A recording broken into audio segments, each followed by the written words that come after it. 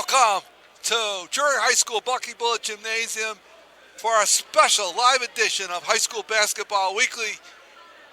Tonight, Hoosac Valley takes on Drury here, but before we get to the game, we got a lot to go through, and one of the big things we're going to be doing tonight is announcing our selections here at High School Basketball Weekly of the top 10 players for Adams/Hoosac Valley and Drury High School. Good evening, everybody. Tim Morey alongside of Rick Bua and John Franzoni, and we are really looking forward to tonight's ball game. This is going to be following right after here at High School Basketball Weekly, but we're going to take an opportunity now to go through our list of top 10 players at each school, and we did this with the girls back at Hoosac Valley in January, and we're going to do it now with the boys up here at Drury High School, guys, and we're going to get right into it. For Hoosac Adams/Hoosac Valley, on the list here, number 10, individual outstanding shooting power forward, Stan Booth from the 1971 Hoosac Valley squad. 1970-71. Stan was an outstanding athlete, great soccer player, great basketball player at Hoosac Valley, and perhaps more than anything else, guys, historically, in a game that I actually saw at the age of 13, Stan Booth made what is called to this day the shot at Hoosac Valley as they took on St. Joe, had a very good team that year, and it was a back and forth affair. As usual at Hoosac Valley, there had to have been at least 1,000 people at the game. The place was packed, and with Hoosac Valley down by a point with 2 seconds to go, Stan Booth made a incredible hook shot from half court to win it. And to this day, Coach Paul Procopio always told me, only in Adams is 2 seconds, 3 seconds. Those were very good teams, right. Tim. During that era, I grew up. I'm actually the same class, same age as Stan Booth. I remember him being an outstanding player, and Coach Bob Malarczyk had some great teams, and they battled Coach Joe Girardi's Drury Blue Devils. And Stan Booth was an outstanding player of that time for sure. Coming in next on our list, a name that people are familiar with in town of Adams, Mike Koperniak. And Mike was a 3-year starter for Hoosac Valley, 70, 71, and 72. They made the Western Mass tournament each year that he played.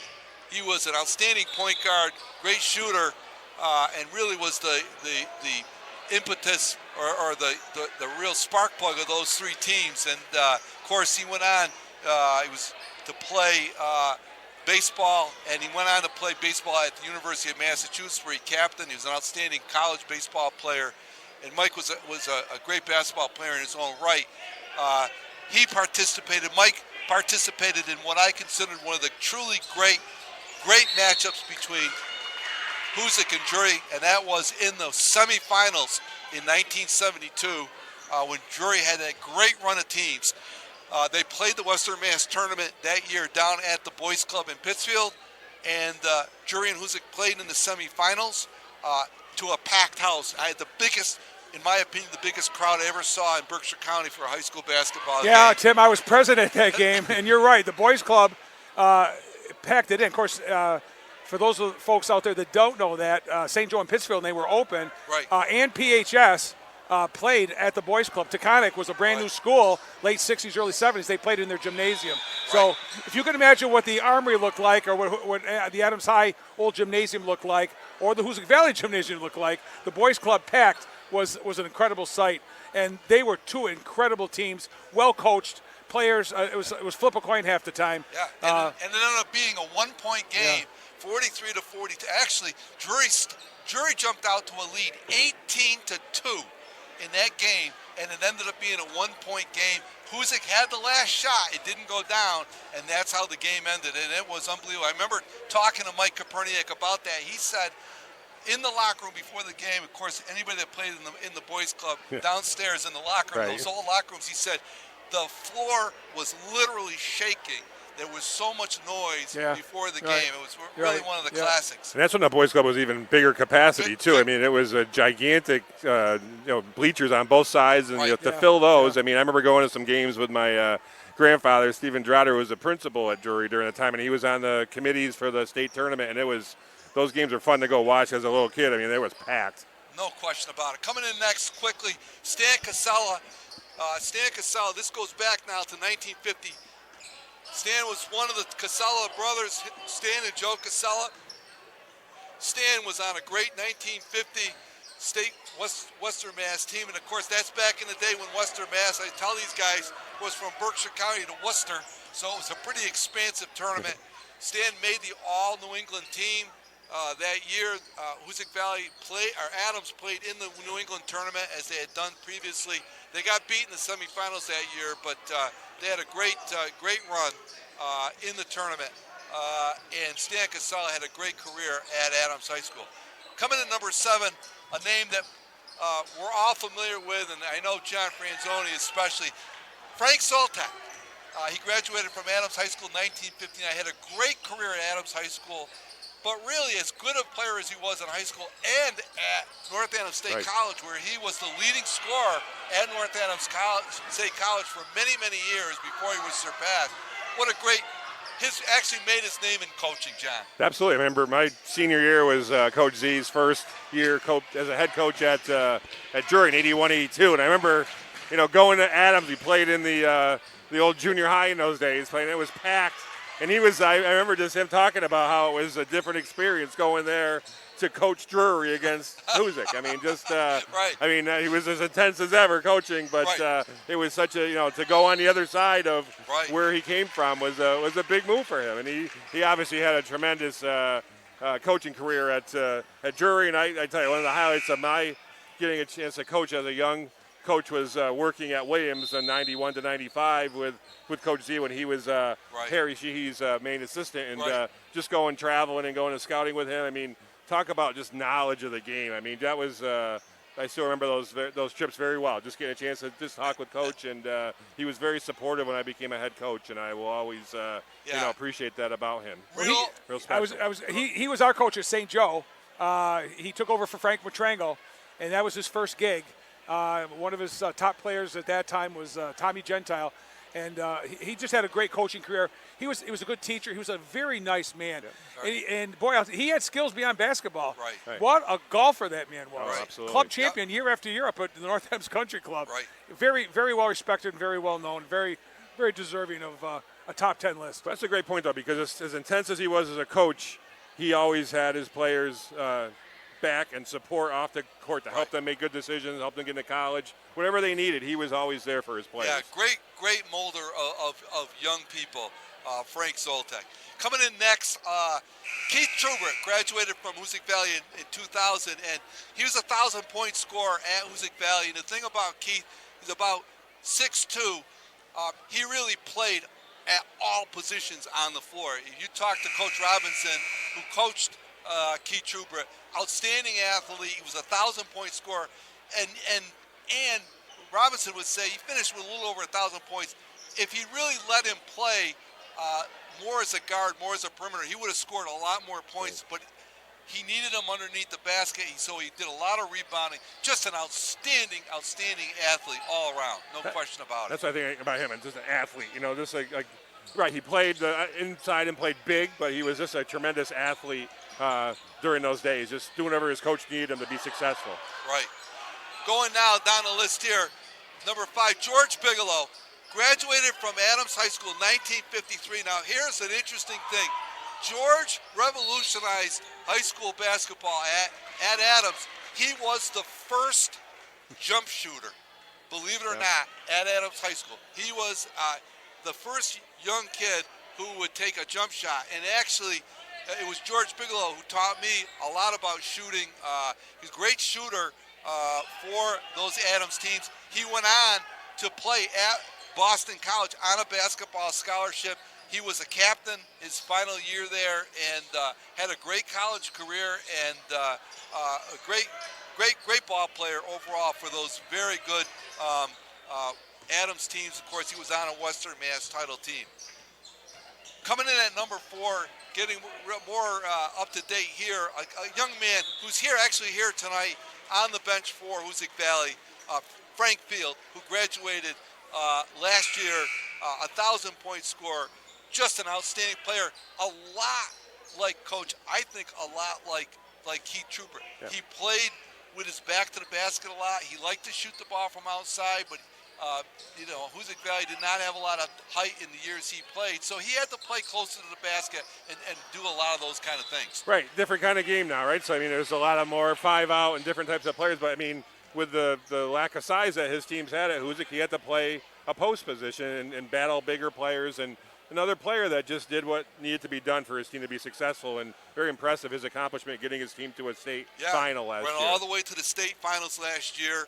Had an outstanding career, and despite the fact that he had some knee injuries that really he missed some playing time at points that restricted him, but he had a great career. Number 3 on the list, a young man we're familiar with, graduated in 2010, another 1,000-point scorer, Robbie Burke.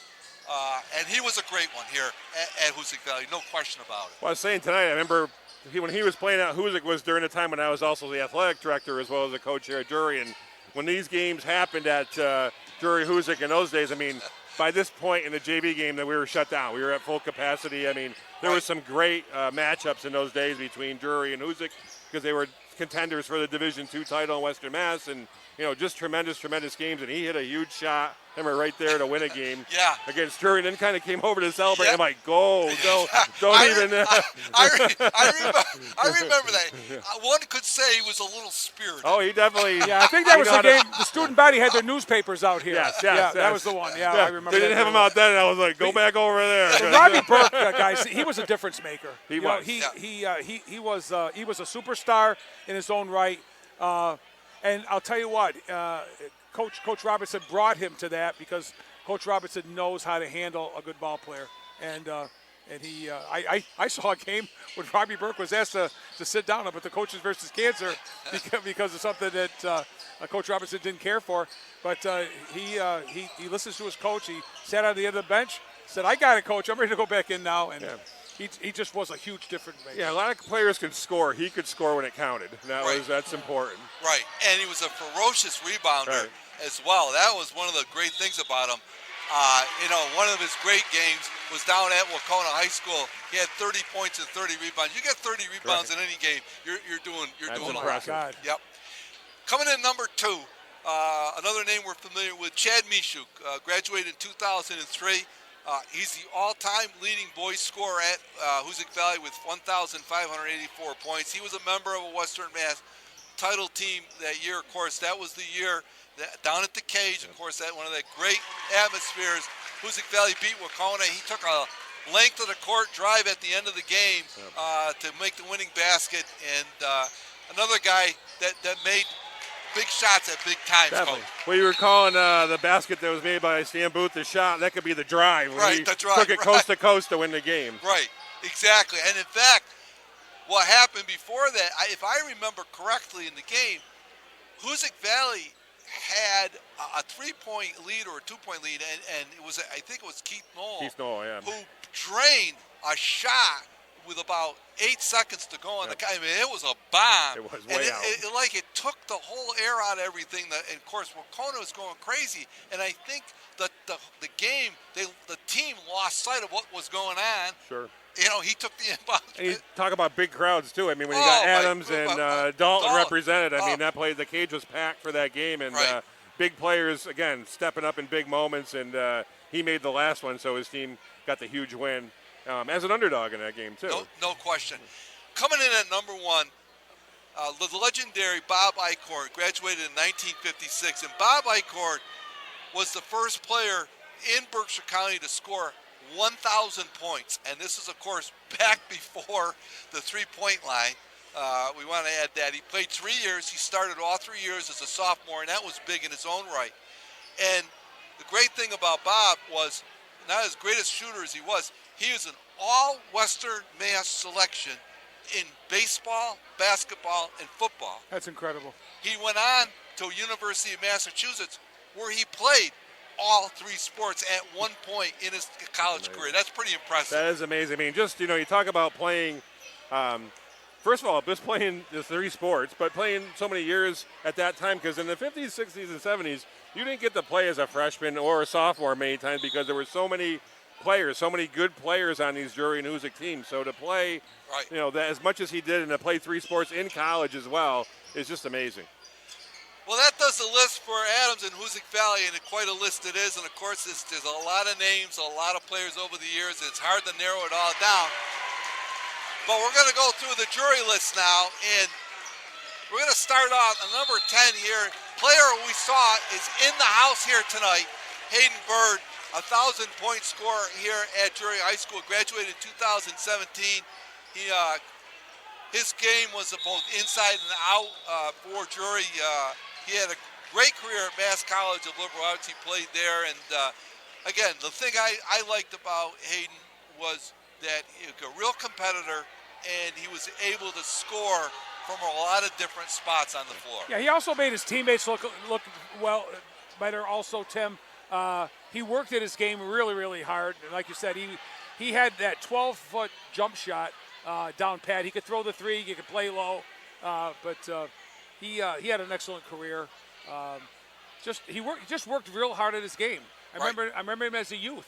I lived really close to where Hayden grew up, and he was always had a basketball in his hand, always dribbling a basketball, worked at his game. And when you can play in college after high school, which is rare, a lot of kids will go out, they don't last that long, but he lasted the 4 years up at MCLA, and he had a great career up there.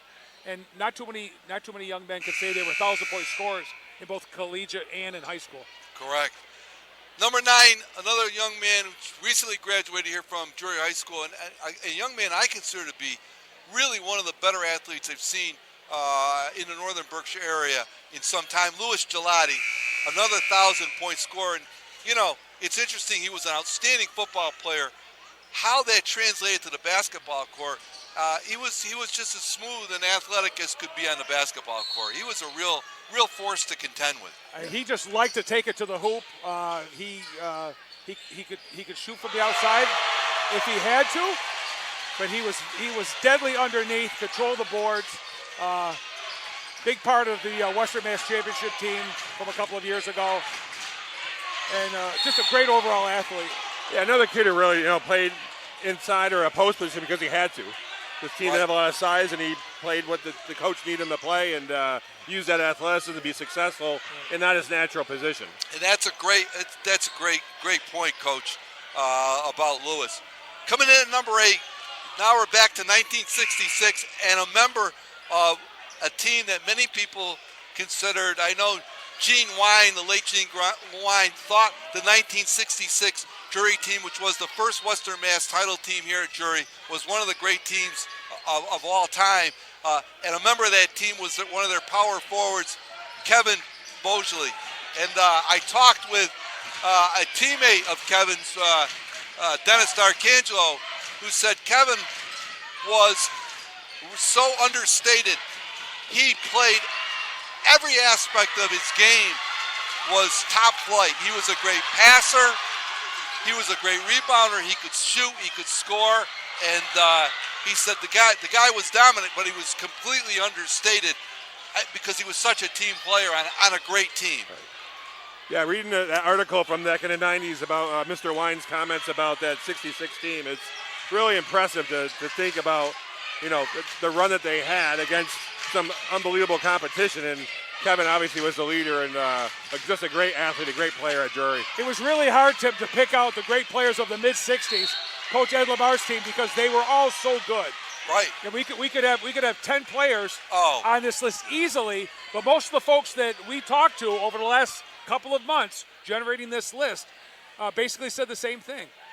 We all played pretty well. We were all pretty even. You had to be a good ball player to make the Drury squad, period. That's it. So, but Kevin was exceptional. And I think it's probably fair to say, in terms of the program, the Drury program, that was when the Drury program really started to take off in that mid-'60s range when they really started to compete. We're going to talk a little bit more about those reigns and some of these players that we've got. Coming in next, Reese Reset, graduated in 2019. Reese Reset, the second all-time leading boys scorer here at Drury High School.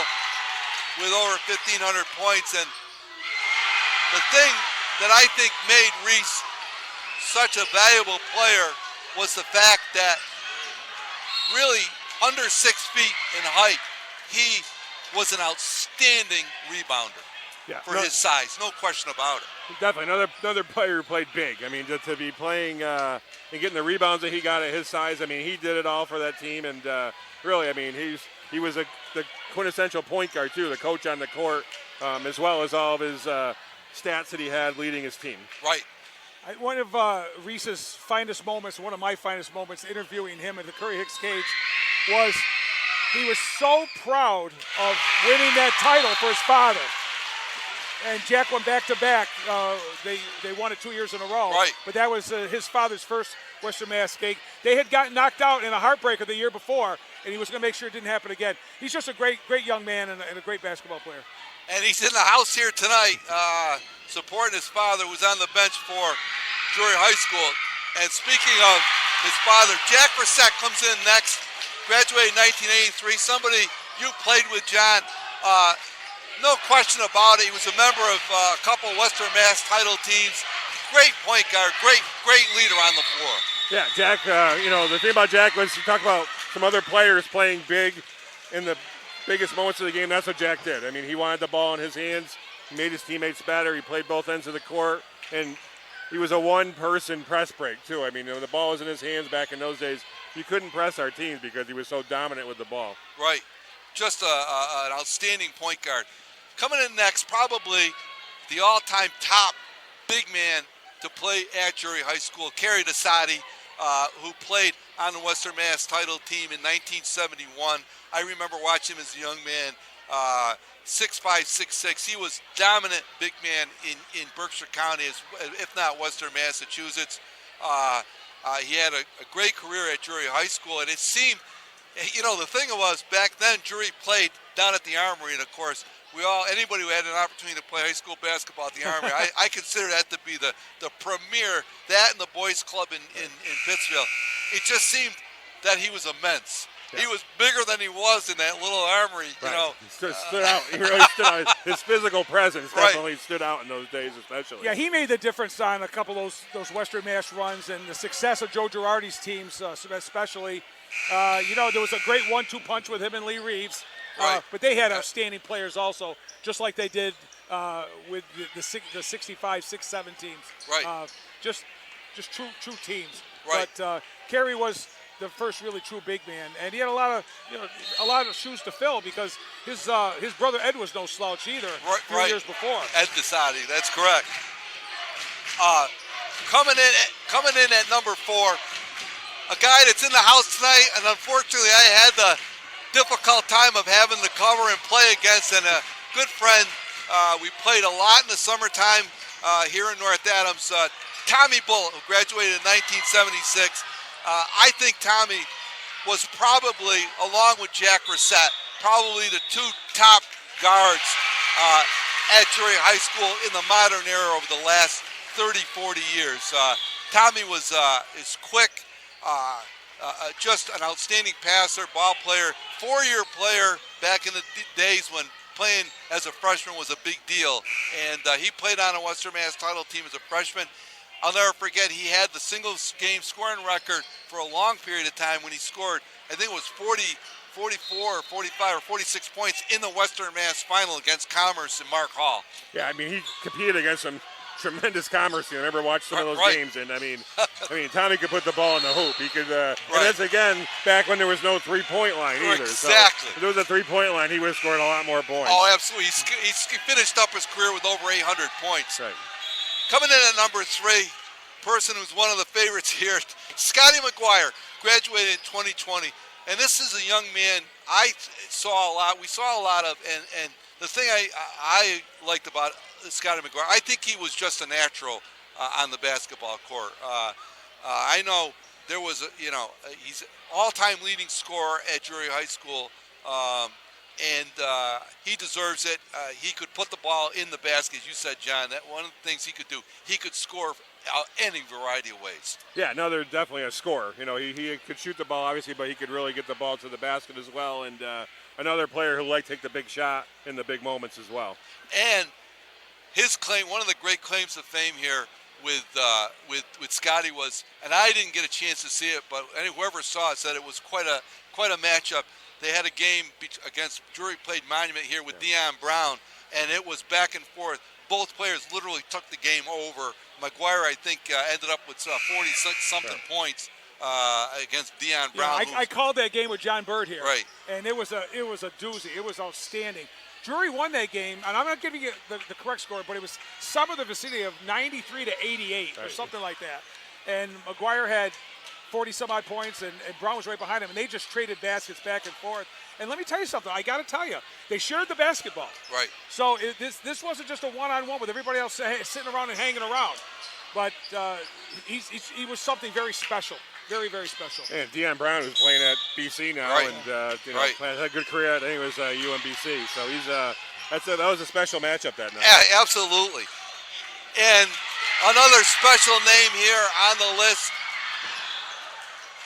Coming in at number 2, Glenn Tatro, graduated in 1990, and continuing along our list of great guards here at Drury High School. You've got to consider Tommy Bullitt, Jack Reset, and this man, Glenn Tatro. He was a 1,000-point scorer.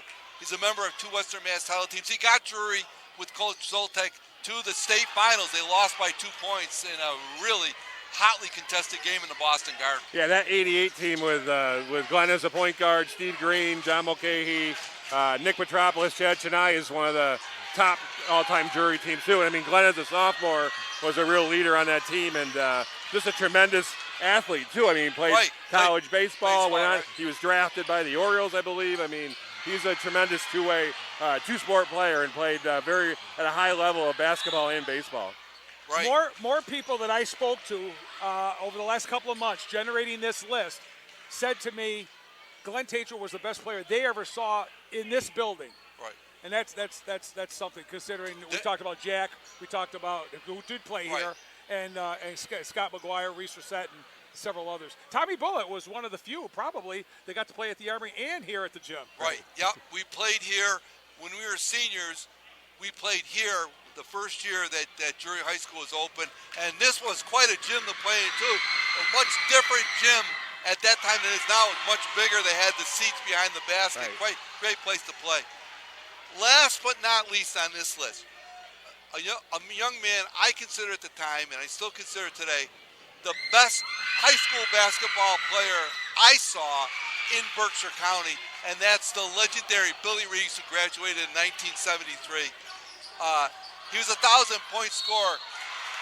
He did it in 2.5 years because he was hurt part of his junior year. But his senior year, you try to fathom this, that he scored 670 odd points in one season.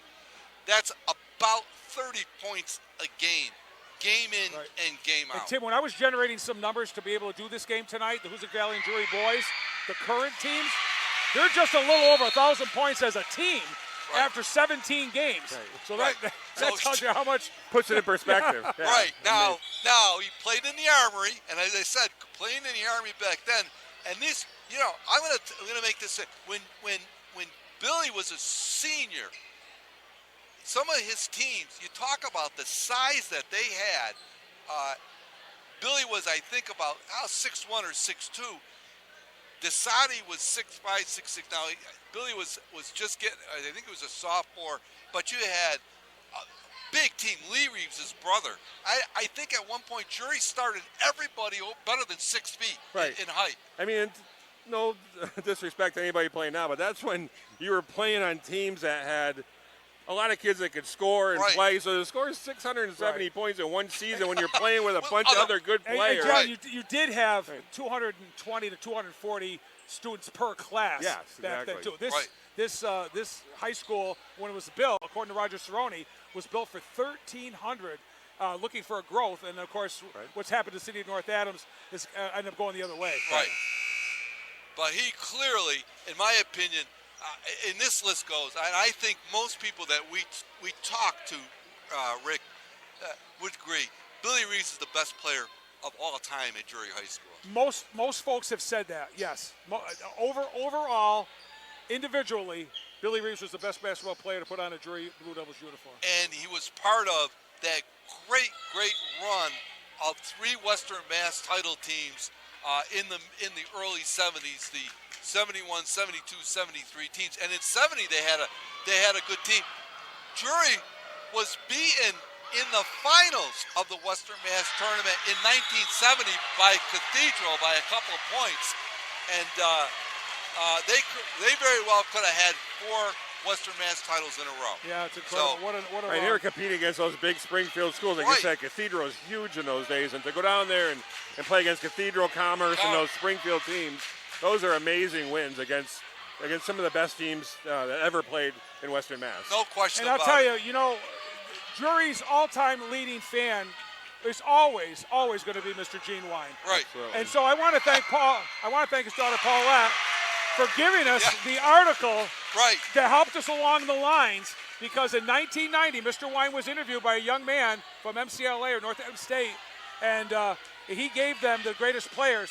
So Gene Wine is always with us in this gymnasium. Yep, and it was that article that allowed me to go up to the North Adams Library to do research on some of the microfilm that they had there with some of the old transcript articles. Kind of pointed me in the right direction on some of these players. Very difficult, but that's our list. We got a lot of input from a lot of people, and obviously all of us have seen a lot of outstanding high school basketball players. These are two great storied programs over the years. And we've had the pleasure of watching them. We've had the pleasure of doing these games for the folks at home, and we hope you enjoy it. But that's our list of the boys. We've done both the boys and the girls, and we want to thank everybody that weighed in. We want to thank, of course. And gentlemen, I'll tell you something. I'll tell you that I've said this to you off the air before, and I'll tell you on the air. It would have been so much easier if we picked a top 50 or a top 25. Yes. But because so many young men were so worthy at both schools too. It's like flip a coin. But we took all the information we generated from all the sports enthusiasts from this area that helped us out, and I want to thank them also. Right. We had a lot of fun putting it together. Yeah. We went back and forth on a few of them, but it's been a lot of fun, and I got a project for next year that I'm working on right now, so we'll see if we can get a little controversy going. And there's no reason why we can't do McCann-Tech and St. Joe North Adams next year, too. Yeah. Right. Yeah. There's still plenty of folks, and I've still got a pretty good memory of both those schools, and we'll come up with a top 10 on both those. It's fun. It's generated a lot of conversation. I know I had a Friday night when there was some snow around the holidays going back and forth with Larry Taft and Pete Lamar and Frank Casaselli, just all guys from talking about those 60s and 70s teams and, just how competitive it was. Right. I mean, Drury had a freshman team until my sophomore year, which was 1980, the 1980 season. So, I mean, there were, literally 60, 70 kids that would try out for the 3 teams, freshman, JV, and varsity. So when you were playing, talking about these players back in the 70s and the 60s, and you're playing 2 or 3 years on varsity, that's special. Right. It's the kids now, I don't know if they understand that because they're not the same population of the town or the schools now, but and it's still special what they're doing. It was just different then. Right. In terms of the competition you played, and it's just a competition in your own school. Right. Just to get on the court was special. Right. And the communities, of course, tremendous support from the communities. It was the thing to do. Times change. We're watching the JV game here as we're doing this show, and the crowd here is coming in. It's packed. We're going to have a standing room only crowd, it looks like, for this one as the game goes on. But boy, this was a common experience, and I always considered it in my life a privilege to have played in high school in this particular game, a Drury Hoosac game. And I also consider it a privilege to play in some of the great play, especially at the North Adams Armory. That really was always a treat to play games in the Armory. We loved it. The crowd was on top of you. The fans were very fervent, and it was good. If you had the opportunity to see a game at the Armory, you would have seen a packed house. you would have seen the Drury bleacher bums underneath the scoreboard Right. on the far end of the court. It gives you chills to walk in the Armory today to watch the young kids play, the youth league play, because other than the bleachers, everything was the military police were the corners holding people back, and it was absolutely incredible. And of course, they had the legendary, the late great Bucky Bullitt up in the perch doing the games. You know, you think Bucky was bigger than life, and he was the small guy, and he just had his legs crossed up in the corner with Sil Lamar or Al Nelson, bringing us games for years and years and years. So just talking about going back to the 60s is quite memorable for me and for many of the folks out there. Right, absolutely. So we had a lot of fun putting this together. Tim, while we got a minute or so. Yeah, we do. I just like to just go over it because this is High School Basketball Weekly. It is. We still have an undefeated team in Berkshire County in the Cole Patella's Lady Millionaires at 17-0, 9-0 in the league, and I just wanted to give a shout out to them. That's an incredible season. It is. They don't play in the toughest league, but nevertheless, they're seated very high in the MIA Girls Division 5, and we'll see how they do. I also want to acknowledge the Pittsfield girls also at 16-1 with 1 to go. Yeah, I would say Lennox is probably on a collision course with the Drury girl. I think Lennox is 2 in Western Mass in I think it's Division C, and I believe Drury's number 3. So they already had a great game early in the season, and if everything holds true, they should meet again in the semifinals of the Western Mass tournament, as well as potentially in the state tournament. And then we've Monument Mountain was beaten in a great ball game just last night by Taconic. So some great teams still, but you're undefeated at this point in the year, and let's give some accolades to Pioneer Valley, the boys, at 17-0 with 1 to go. I got to see them up here last week, and they're the real deal. Teams are ripe for picking when you're undefeated, and it all comes down to, in your division, are you going to play a team you've played twice and beaten twice, and were they respectable scores? Were they hard-fought games? It is hard, John, to beat a team 3 times in a season. Right, you're always got that target. You're always. Hey, go back to my last season in 2013 was, we beat Hoosac twice during the regular season, and then they upset us in the final. So, I mean, you play that 3rd time, and you're playing your rival and playing a team that you played a couple times during the regular season. They know you as well as anybody. So to try to beat that team again is tough. And, Pioneer having a great season, Lennox girls, I mean, those are all special. And I don't know, when teams talk about, it was good to lose one during the season, I don't buy it. I think it's good to have that momentum going and keep winning. You look at your schedule. If you've got 18, you're going to try to win 18 ball games. Exactly. Right. They keep scoring for a reason. So you're trying to win every game. Absolutely correct. And we're just about done here and excited. We're giving you a little bonus coverage of this JV game right now. Hoosac Valley leads at 46-45 with 0.2 seconds to go.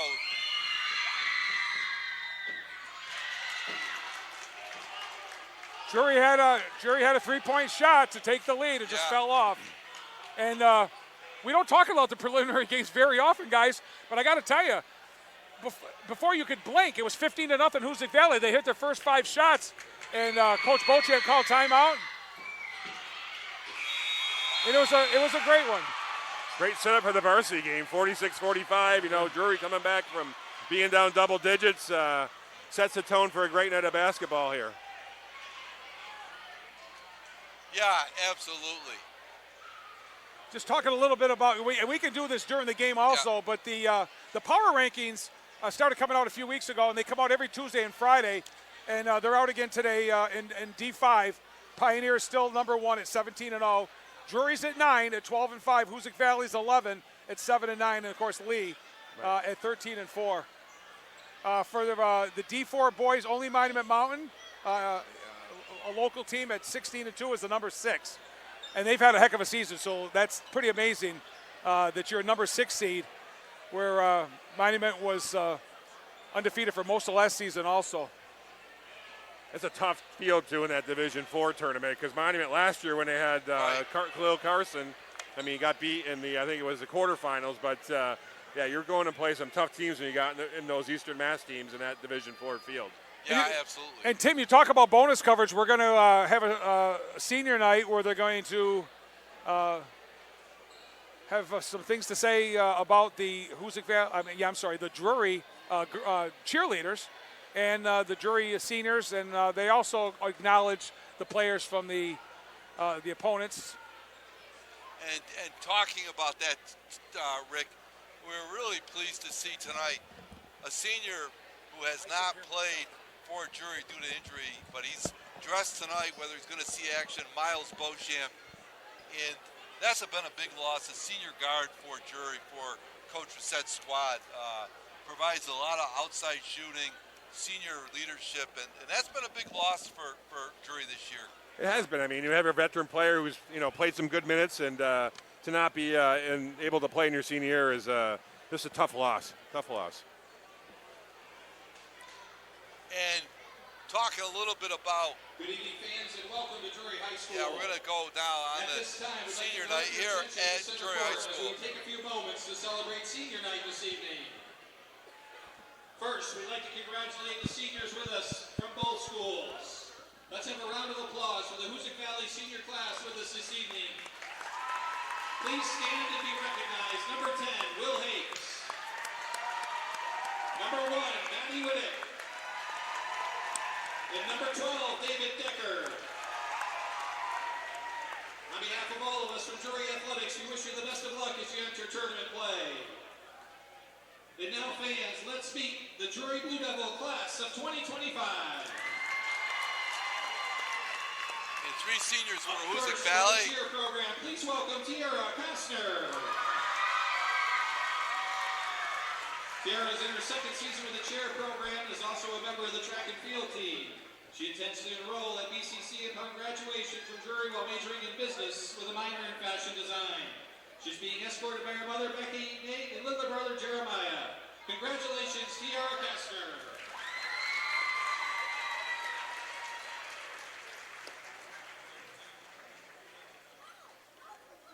Up next, representing the basketball program, please welcome Logan Rogers.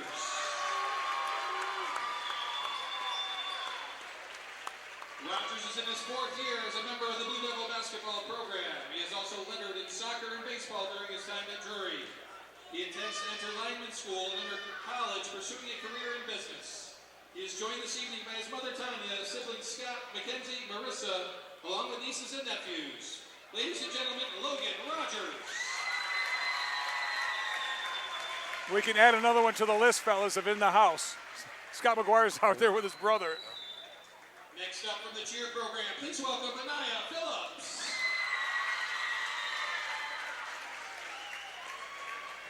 Phillips is in her 3rd year of the cheer program, and she intends to enroll in STCC in the RadTech program and hopes to continue with cheer.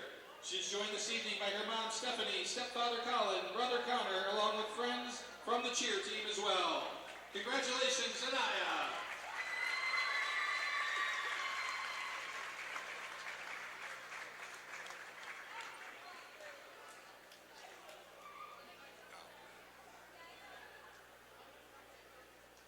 Up next, representing basketball, please welcome Miles Beauchamp. Miles has been a part of the program for the last 3 seasons, was an all-league selection as a junior. He was part of the 2023 Western Mass title team and has been a key member of the soccer program as well. He is hopeful to play college basketball in the future and is being escorted by assistant coach Russ Beauchamp and current Blue Devil Romel Alvarez. Congratulations, Miles.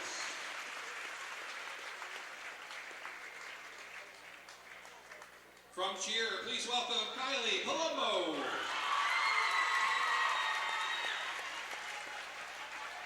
Palumbo is in her 6th season with the cheer program, has been a member of the track and field team as well. She is serving as a captain this season and plans to attend MCLA and hopes to earn a degree in business with a concentration in real estate. She is joined this evening by her father Bruce, mother Libby, and best friend Reese. Ladies and gentlemen, Kylie Palumbo.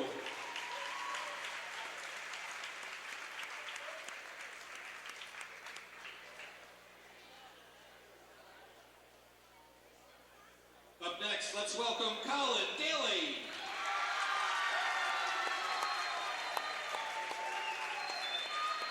Colin is a 3-year letter winner for the Blue Devils and has been a member of the soccer program as well.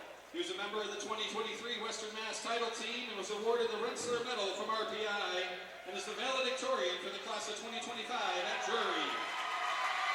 Upon graduation, he intends to enroll at St. Thomas Aquinas College to pursue a career in engineering.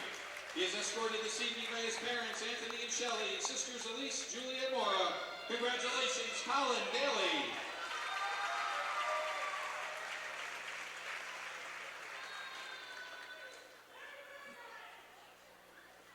Next from the cheer program, let's welcome Reese Wilson. Reese has been a part of the cheer program for 6 years and was a member of the 2020 Western Massachusetts Championship team. Upon graduation, she plans to enroll at MCLA to study radiology. She is joined this evening by her parents, Justin and Kelly, sister Ryland, her grandmother and grandfather, and Uncle Jesse and Aunt Caitlin. Congratulations, Reese Wilson.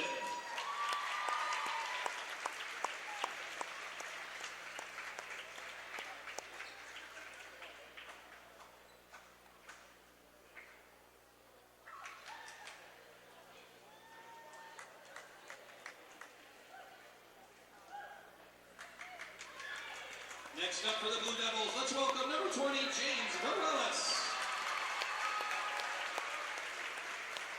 James is a 3-sport athlete for the Blue Devils, having competed in soccer and golf. He was a member of the Western Mass Championship team in 2023 and is a member of the National Honor Society. He intends to enroll in a 4-year college pursuing a degree in economics. He is escorted this evening by his parents, April and Pete, brother Nick, sister Eris, and grandfather Jack. Ladies and gentlemen, James Varelis.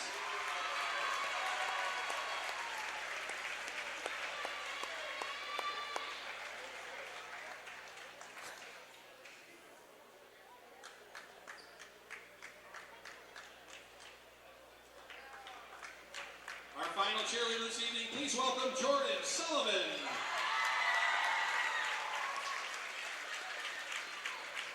Jordan is in her 3rd year with the cheer program and has served as a captain this season.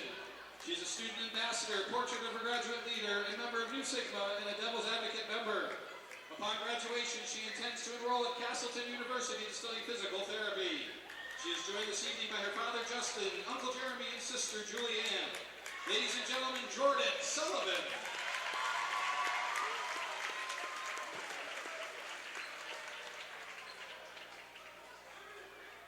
And our final season this evening, please welcome number 21, Sammy Gorman.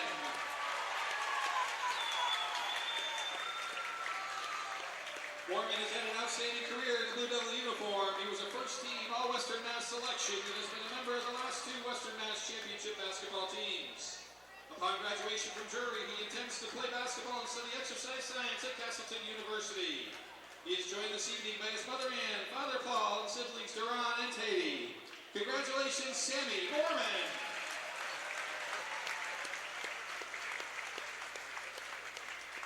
Ladies and gentlemen, how about one last round of applause for all the seniors with us this evening. On behalf of all of us from Drury Athletics, we thank you for your commitment and dedication to our programs, and we wish you the best of luck moving forward. Well, as the guys start to take the court, a little bonus tonight, fellas. We always do High School Basketball Weekly, at least the last couple of years, at Hoosac Valley for boys or girls, and same thing here at Drury High School. And it was a lot of fun generating all that information. Tim, you did a great job. Thank you for all you did to put that together. Thanks, and all the research you did and to make that happen. So, guys, we got a game to play. And it's the Hoosac Valley Hurricanes, the Drury Blue Devils, and this year it's here. And I'll reintroduce myself. I'm Rick Bua, alongside my 2 broadcasting partners, John Franzoni and Tim Morey. And, guys, this game here, it's always huge. You can throw the records away, and I seriously mean that. They say it all the time, but if you told me after only 3 losses last year, Coach Robinson, of course, don't forget he lost 2,000-point scores in Joey McGovern, Frank Field, but has come back with a lot of youth and scratch and play hard. They play in a very difficult league, and they're coming in 7-9, 5-4 in the league. So that's 3 times the losses as they had all last season. But I'll tell you right now, this is a very, very good D5 Western Mass and State basketball team. Absolutely. They're going to match up well with teams. They're going to, I mean, tonight, when I was just looking at comparing the rosters before the game tonight, I mean, Hoosac has that third scorer that Drury really doesn't have, that third consistent scorer with Bradley to go along with Wicks and Moynihan. And, Drury's got great scoring from Bond and Moorman, but sometimes the third scorer there is a little inconsistent in their games, and that's tough when you only have 2 kids that are scoring consistently. That's when you can sometimes have some droughts in games, and that'll be interesting tonight, because I don't think that Drury wants to get in a high-scoring game with Hoosac, because that's more of Hoosac's ball game than it is Drury's. Yeah, and Rick, the story here, kind of the storylines of this game, the 2 young guns, Jorge Bond and Trevor Moynihan, are going to go at it here tonight, and they are 2 talents, no question about it. But as Rick says, these games, oftentimes, it's an unknown person who steps up and asserts themselves and gives some big contributions. And I think both teams will be looking for that tonight. Who's going to step up? It's a tough atmosphere here. For most of these kids, it's the biggest crowd. They're going to play in front of with a lot of pressure, a lot of intensity. Teams tend to come out a little bit tight, because it's the game of the year. Yeah, right. Because I mean, this is a crowd. You don't play in front of this crowd every night. Right. And then you come out in the gym, it's packed. It's senior night. It's loud. Right. Who can handle their emotions in that early in the game? I remember doing this game 2 years ago with both of you, and that was when Quinnell Bradley really stepped up and had a phenomenal game to lead Hoosac to a win. So, who's going to step up for these teams? Will it be like a Sam Bullitt for Drury, or one of the Hoosac players as well, like a Hakes or somebody? Hakes, so exactly. Who's going to step up and make big baskets, because Coach Robinson and Coach Rissat have things planned defensively for the big guns, and they're going to make somebody else beat them if they can. Every once in a while, you look at the box score, and like recently, Blake Mazzio was in double figures. So you never know. David Decker could give you a few points. Will Hakes been a little bit quiet recently, but earlier in the season was scoring and playing a major role. And for Drury, I personally think Sam Bullitt, the ninth grader, has been pretty quiet. Again, recently, I think he may have to score some points. And the player I think that really has to step up and have a good ball game tonight, and I know he will, is Connor Hinkle. And he plays really, really big also. He's probably about 5'10", but he battles underneath. He's a great rebounder and passer. He's going to get the ball in the paint. He likes to drive, and he's going to have to knock down the jump shot, because Aiden Wicks and Trevor Moynihan are going to knock down the shots. And you can't stop these players. You can try to slow them down. And it's the same thing Coach Roberts is going to try to do with Jorge Bond, because he has the ball in his hands the majority of the time. Right, and for me, I think one of the keys for Drury, Sam Moorman, I think has got to assert himself on the boards. He's going to be the biggest player on the floor for both teams. I think for both teams, foul trouble could be an issue. Neither of these teams are particularly deep. They don't want to go to that bench. So I think fouls could play a big role in this game. Be interesting. We talk about the players having to play in this atmosphere. It's a great high school atmosphere, no question about it. But we have a veteran officiating crew, and that also plays into a game like this, because they don't officiate games like this either, with the level of intensity by the players and the amount of crowd participation. Well, either Kurt Chalon is following me or I'm following him, because he's done the majority of the games that we've done on Northern Berkshire Community Television. And we're getting a later start, ladies and gentlemen. We apologize for that. There was no chance at all of a 7 o'clock start because of the length of the preliminary game tonight, and of course the senior night ceremony that they had here. But we can keep chatting, because we're very good at that. Well, I think it was a great point too about the fouls tonight, right? Because both teams are not very deep, and they haven't developed that consistency with their bench players. But who can handle the emotion and play the game without fouling, because that's another thing that happens in these games. They get very physical. There's a lot of contact in these games, and can you play through that and not let that take you out of your game by getting early fouls? And I mentioned earlier, fellas, that Coach Scott Thayer's Panthers at Pioneer Valley at 17-0. Hoosac Valley probably gave them the biggest scare that they've had all season long. The margin of victory is about 22 points a game, Pioneer versus their opponents. And we had Coach Robertson on in Cheshire not too long ago, and he said, "Hey, we stuck right with them. You know, we didn't play that well in the fourth quarter."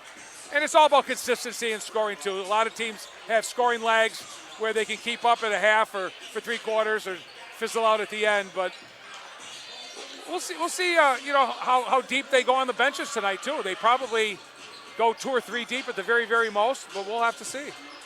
Well, I see with Hoosac, I mean, they're dangerous so they can score. They can put points on the board, and you know, you come out and they have players that can shoot the three, you can drive to the basket, and that makes them a real dangerous team, not just tonight, but throughout the tournament. And that's something I think I saw Drury play at Wacona a couple weeks ago down in Dalton, and Drury in the first half was really the better team. But they had trouble putting the ball in the hoop, and they went up by 2 at halftime, and then Wacona came out and shot the lights out in the third quarter and win the game by double digits. And that's one of those things I think that Drury, as you mentioned earlier, struggles a little bit with who's going to put the ball in the hoop for them when Bond and Mormon struggle. Talking about the Western Mass tournament coming up, obviously, after this game, the Division D and C tournaments in Western Mass will take place.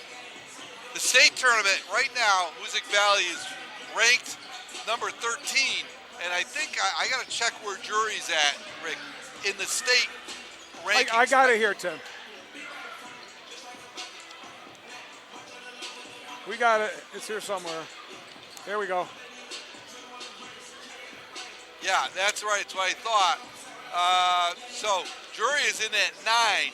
All right, Hoosac Valley in at 11 with at 7 and 9. Now they can make the tournament at sub 500 if they're ranked in the top 16 teams.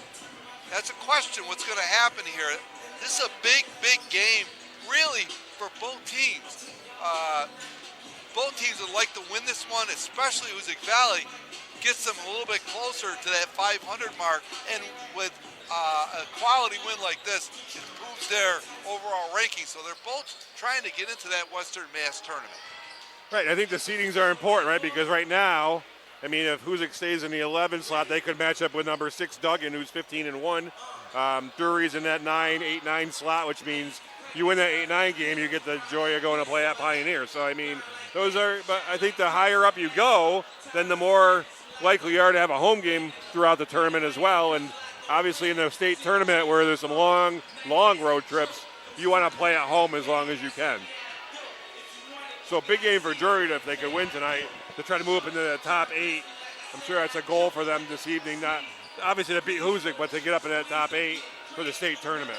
Correct. I agree with you, John. So we got about 6 minutes to go. The clock got 6:20 on it right now. We are not at capacity, but it's the best crowd I've seen in a long time up here, fellas, and it's what we expect when we do a Hoosac Drury game. While I have a minute, I want to do a shout out to a couple of good friends of mine from Adams, great Hoosac Valley Hurricane fans, Ed and Joan Marco, who hopefully are home tonight watching this ball game. Joan is recovering from a procedure recently, and we wish her nothing but the best.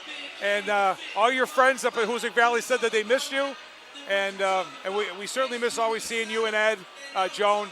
And I hope you enjoy the game tonight, as we call this one from North Adams.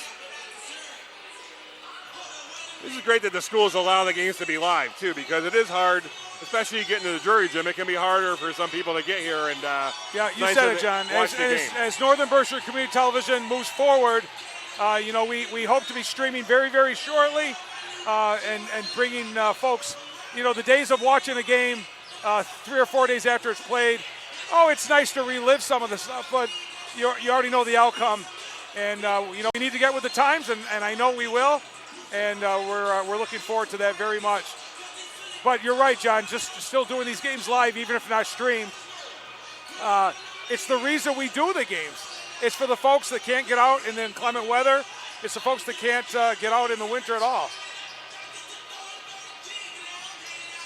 So in the house tonight, we've got Scott McGuire, we've got Reese Reset, we've got Hayden Bird, we've got Jack Reset, and we've got Tommy Bullitt. So we've got half of them or more. Yeah, quite a collection of people here for this one tonight.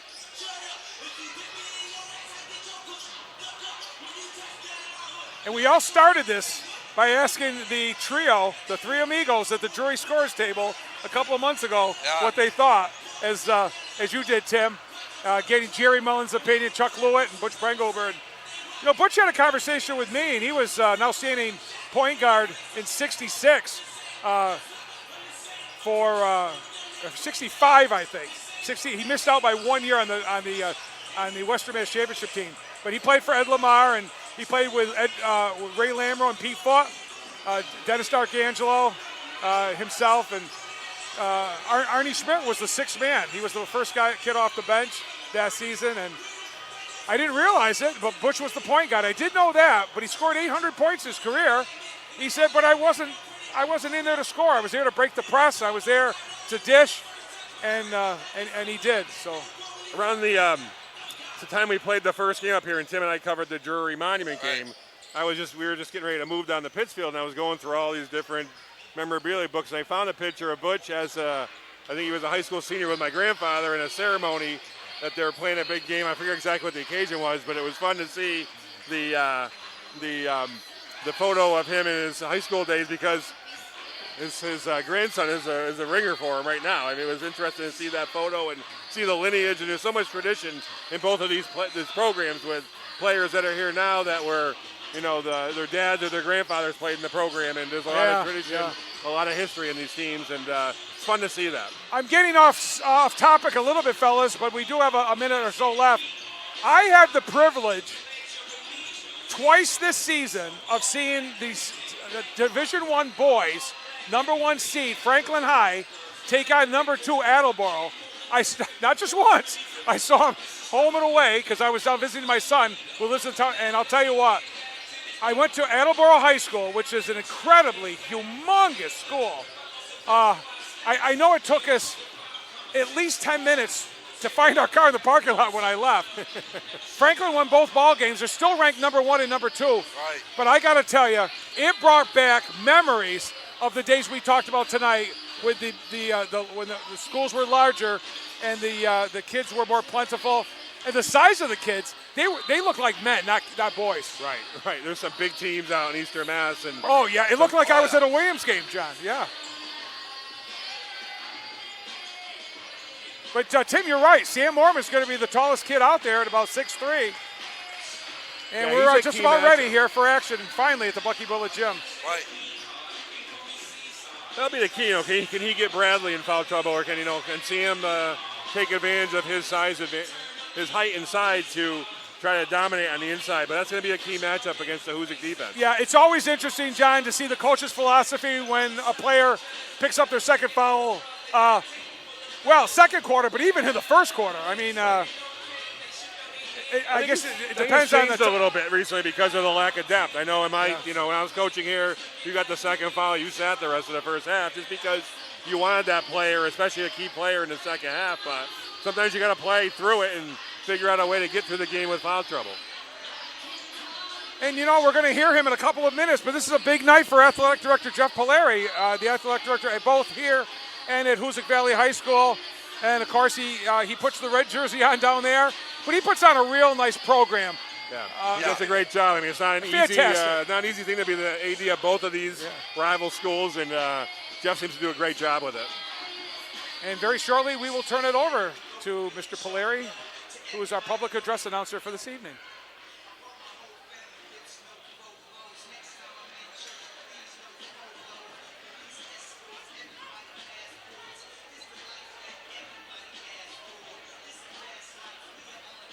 And we've got a little bit of commotion going on. I think everything's okay, but we need someone in the stands to the left of us who needs some medical attention, which is going to put our program off just a little bit. The Drury student body section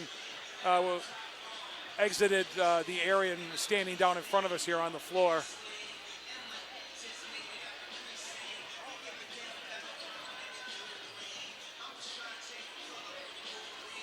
Yeah, we hope everything's all right here. We're waiting here before the game. They're gonna delay the start of this game. Both teams gone back to the locker room, so we're waiting here to see if we get this situation under control. And of course, when we're live, we can't pause for commercial breaks. Right. So we'll keep it right here logically. Just talking about some of the young players that we're going to see tonight, Tim, and you talked about the two young guns. When do you see a 9th grader and a 10th grader each at this time of the year averaging 20 points plus? Well, it's pretty unusual. Both of them are highly talented young men. Jorge Bond, Trevor Moynihan, they've had great careers. And, see, we've been talking about them, and we have been talking about them now for a couple of years. So it's been really something to see these young men participate here. You talked about some of the Adams Hoosac Valley teams, some of the Drury teams from many years ago. We were talking about having freshman teams back then. If you were a freshman, you played freshman, and there are some programs, maybe not so much here in Berkshire County, but throughout the state, where 11th graders are playing on the JV team just because of the size and strength of their schools. Right, and that's something that wasn't unheard of, not so long ago at these schools, but it's a necessity now. We do have 8th, 7th, 8th graders playing on varsity teams, so it's an interesting dynamic now how much it's changed over the recent past of these with these programs. Right. Yeah, one of the first schools that I remember, Tim and John, letting players, if they were enrolled in the school, play varsity athletics if they were able to do so, was Mount Greylock. Right. And then not too long after that, Hoosac Valley and the great Nicky Valiers got to play. I'm not sure if it was for 6 years, but it was probably 5 years plus. But they have that opportunity if they're enrolled in the school. They have every right to do so. Well, it'll be interesting. I'll bring up the elephant in the room here, but I mean, the last year or so, we've been having some conversations in North Berkshire County about, the small towns that I represent as a superintendent with North Adams and Adams Cheshire about having some discussions, looking at the enrollments and seeing, when you have Hoosac graduating 40 kids last year and Drury graduating 60, there's a lot of conversation about could they consolidate at some point. That'll be an interesting conversation. John, you are so right, and there is talk out there in the community about that, and there has been for a few years now. Okay. But when it comes to athletics, look how small Lee's been also now. But the schools are so darn small. Right. But you get enough kids out there. And true, you've got some co-oping going on. Greylock and Drury with football. Hoosac Valley and Drury did it with baseball last year for the first time. Still very rare and very atypical. Right, and there are certainly challenges to go with the co-op. It's nice that we can do that so we can have these teams with the smaller populations of schools. But it's going to be interesting. There's been a lot of these different types of studies done in South Berkshire. Recently they got voted down, and now we're trying to get one going here, but we need some funding. But that'll be an interesting conversation because a lot of people are talking about it, but will the communities actually come together to support it? Well, I'll put my 2 cents in. It's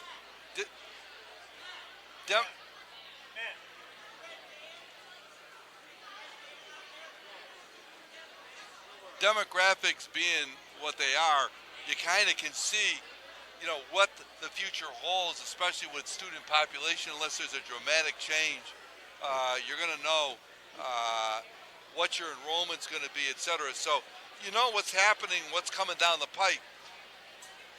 And I think the communities, Adams, North Adams, Cheshire, Clarksburg, are going to have to make a determination as to how they want to best serve the student populations that are going to be coming into the school systems over the next 10 to 15 to 20 years, because the demographics don't change dramatically. And in my opinion, I think it calls out for consolidation more than anything else. I think that's in the best interest of the communities in terms financially. I think it's in the best interest of the communities educationally.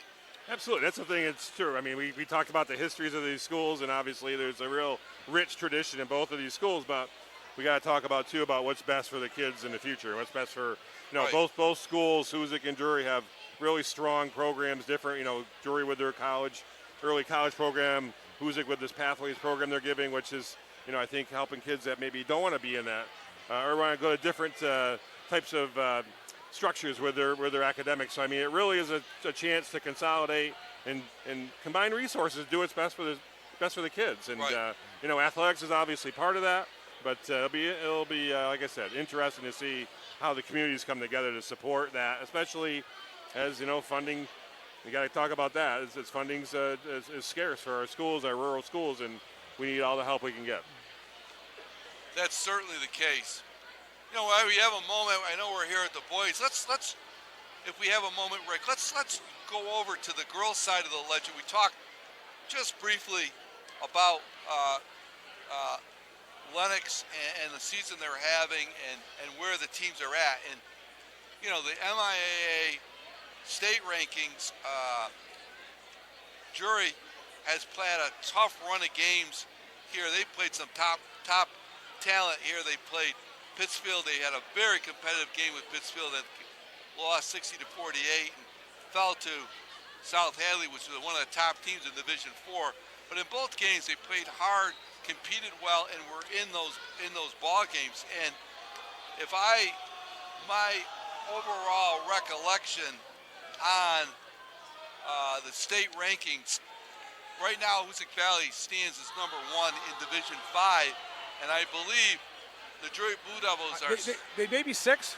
I think they're 7. Or 7, yeah. And I talked to Coach Downey, Tim, before the boys' preliminary game, and I told him, I said, Coach, congratulations on a pretty darn good 509-9 regular season, and he still thinks they're playing pretty darn good basketball. And as you said, they lost by 12 here to Pittsfield and 14 to South Hadley, but they were in those ball games all the way. Yeah. They were in there through 2 to 3 quarters. They just had a lag on one. But he's still very young. He's still very hopeful. He thinks they're playing pretty good basketball at this time of year. And then, turning over to Hoosac Valley, all we talked about at the beginning of the season is the pressure that the two seniors, Ashlyn LaShore and Emma Meswar, would have on them to have a chance to even repeat a state title. But boy, I'll tell you something. They just keep reloading, and Coach Frederick has got some really, really young players we talk about all the time, and they're shining right now. Right. Yep. He's his young players, Jana Wittick, just an 8th grader, his 2 freshmen, Genevieve Legesse, Sophie Wilson, and of course the sophomore Reagan Shea. That's a nucleus. That's his nucleus for next year, along with a couple of juniors. But boy, they are playing some good basketball for him, and they've really taken off here late in the season. But I'll tell you, looking at it and watching the teams, etc., I would not want to play Drury in the state tournament. I think Drury is a sleeper team. I think they're on the right side of the ledger, so to speak, and they're playing good basketball. They've played well against top-flight competition in a higher division of late. And I'll tell you, Coach Downey, they may not have necessarily the results they're looking for, but they have competed and played well. And they're not going to play any better teams in the state tournament than South Hadley and That's correct. Pittsfield. One of the best D4 teams and one of the best D3 teams, and he played right with them most of the way. Yep. So if you're just joining us, ladies and gentlemen, we are here at the boys' Hoosac Valley Drury game at the Bucky Bullet Gym, and we've already had the ceremonies for senior night, but unfortunately one of the fans sitting in back of the Drury student body has fallen ill and is in need of medical attention, which they're tending to right now. So we're going to stay right here. We're going to take a short break from ourselves, and as soon as they can clear the court off, we will have the Hoosac Valley Drury boys basketball game live here on channel 1302, Northern Berkshire Community Television. Please don't go away. We will be back very shortly. Okay, ladies and gentlemen, thank you very much for the wait. We had a medical emergency here at Drury High School that took quite some time, and we pretty much talked about all we could come up with on the boys and girls levels throughout Western Mass, Berkshire County, or these two great schools. So we're going to turn it over to Jeff Polari, the PA announcer here at Drury High School. The MIA, North Adams Public Schools, and Drury promote good sportsmanship by student athletes, coaches, and all spectators. We ask your cooperation by supporting the participants and officials in a positive manner. Profanity, racial, or sexist comments or other intimidating actions directed at officials, student athletes, coaches, or team representatives will not be tolerated and grounds for removal from the gym this evening. We ask that you please respect all players, coaches, officials, and game administrators. Noisemakers, horns, bells, or whistles are also prohibited, resulting in removal from the gym tonight at Drury. On behalf of all of us from the Blue Devil Athletics, we thank you for your cooperation. We hope you enjoyed tonight's contest. Thanks. Let's meet your starters this evening. First for the visitors from Hoosac Valley. At guard, a freshman, number 13, Trey Moynihan. At guard, a junior, number 12, Aiden Wicks. At guard, a senior, number 1, Matt Whittick. At guard, a senior, number 10, Will Hicks. And at forward, a junior, number 5, Quanell Bradley. Hoosac Valley is led by head coach Bill Robinson. And now, let's meet the starters for your Drury Blue Devils. At forward, a senior, number 15, Jolly Rogers. At guard, a senior, number 1, Miles Bochamp. At forward, a senior, number 43, Colin Daly. At guard, a senior, number 20, James Varellis. And at center, a senior, number 21, Sam Morgan. The Blue Devils are led by head coach Jack Brissett. Your officials this evening are Kurt Chalana, Fabio Cardoso, and Colin Daly. At this time, fans, I ask that you please rise, direct your attention towards the flag as we honor America with the playing of our national anthem.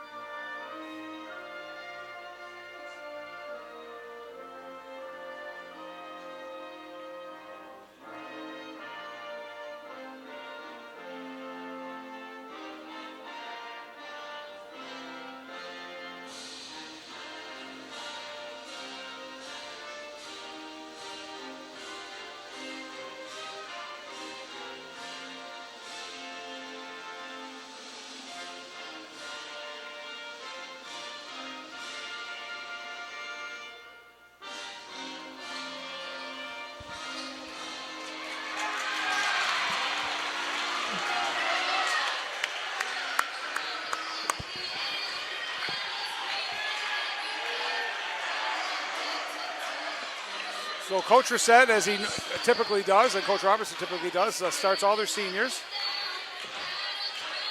Drury with 5 of them. Yep, he's got them out there, and that's quite a move on his part here on senior night.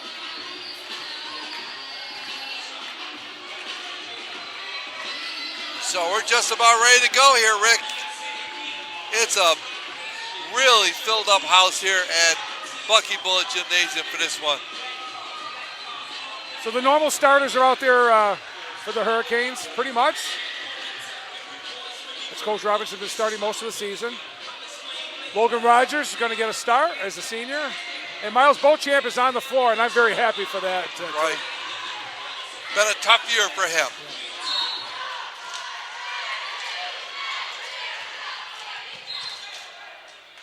Knocked out by Sam Mormon, so it's going to be Hoosac Valley basketball.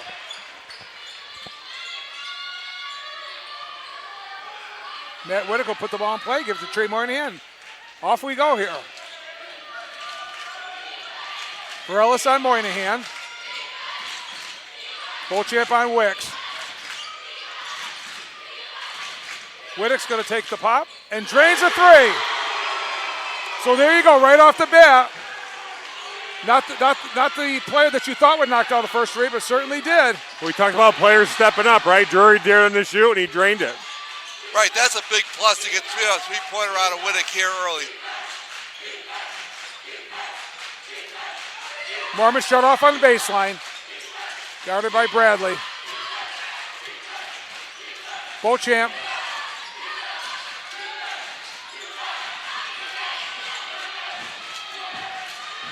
There's Daly trying to back in. Goes up with a shot and won't go as the shot clock goes off. Great defense here by the Hurricanes. 1 minute played. Whittick, long shot by Aiden Wicks goes off the back rim. Yeah, that was from way downtown. That was NBA range for sure, beyond.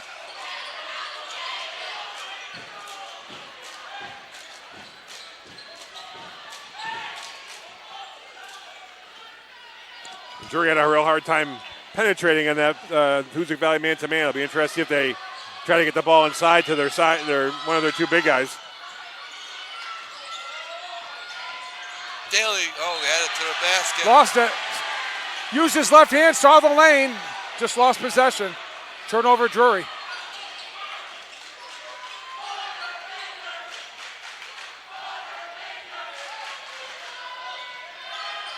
The exceptional Trey Moynihan, the 9th grader, with 2 years almost under his belt. Right.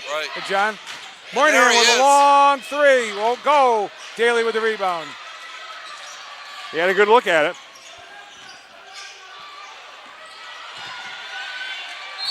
And Whittick almost had a steal, but it went off Matt's hands, and he'll stay with Drury.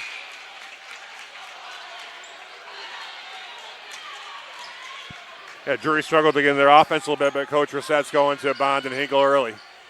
Daly and Beauchamp out.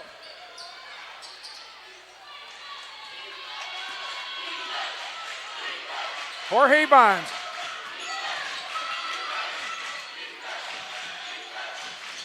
Connor Hinkle.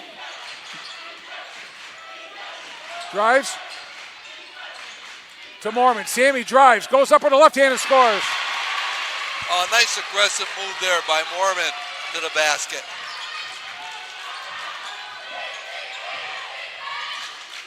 Moynihan all the way to the hoop. Goes up, it's blocked by Mormon. He's going to stay with the Hurricanes.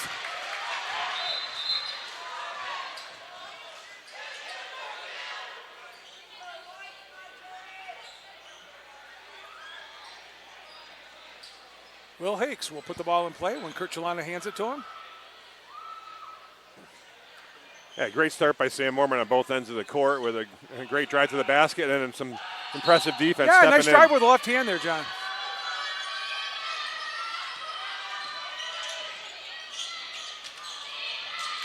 Underneath Bradley, stolen away. Picked off by the Hurricanes. Moynihan comes away with it. Trey drives, puts it up, it won't fall. Rebound by Mormon. Sammy's going to get it to the quarterback, Jorge Bond.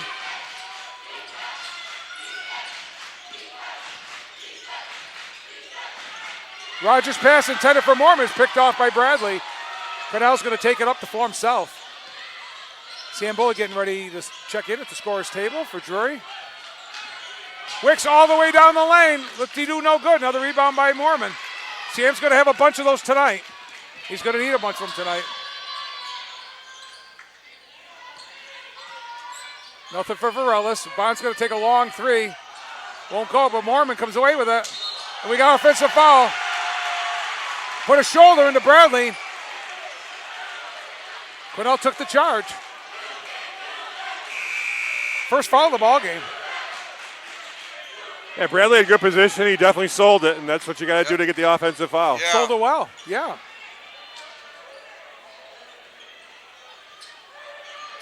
.440 on the clock, first quarter, 3-2 Hurricanes.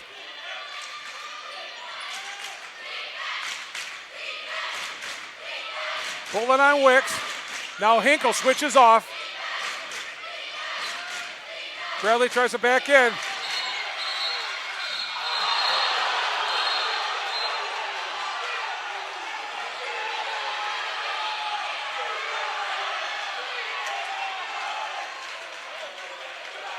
Real hard play on the floor. Be interesting to see what they call here. Well, the two of you guys that have played in this ball game before, we talked about that earlier, Tim, about emotions. Yeah, a lot of emotion in these games. So they're going to talk this over a little bit, but. Right, you got to keep your composure, play the whistle. It was a good fight for the basketball. They both wanted it. Yeah, Hinkle did a good job of doubling down and a little extra push at the end there to see what the referees decide to do.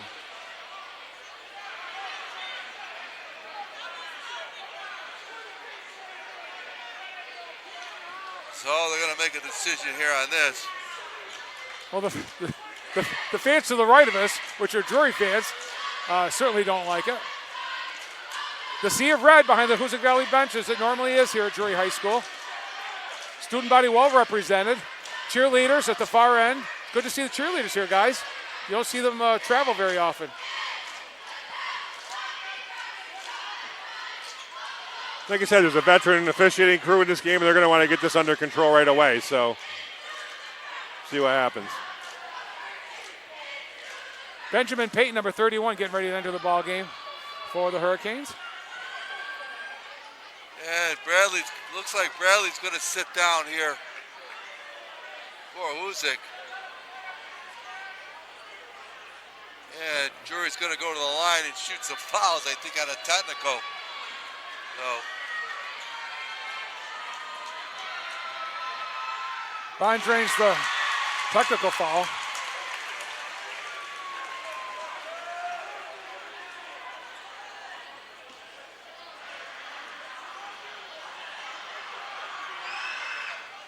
Misses the second. 1 out of 2 for Jorge Bond. We got a field goal score with 4:24 left, 3-3. Drury basketball.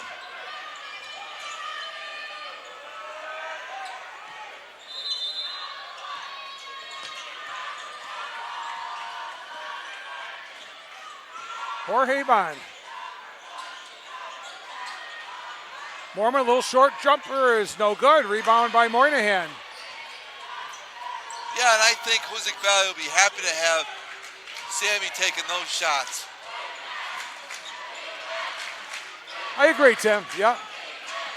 Aiden Wicks stops, backs off, won't go. Rebound again by Mormon. Yeah, I agree. If they're getting him to shoot foul line jumpers and not getting in the paint, that's a win for Hoosac. Good save there by Varelis.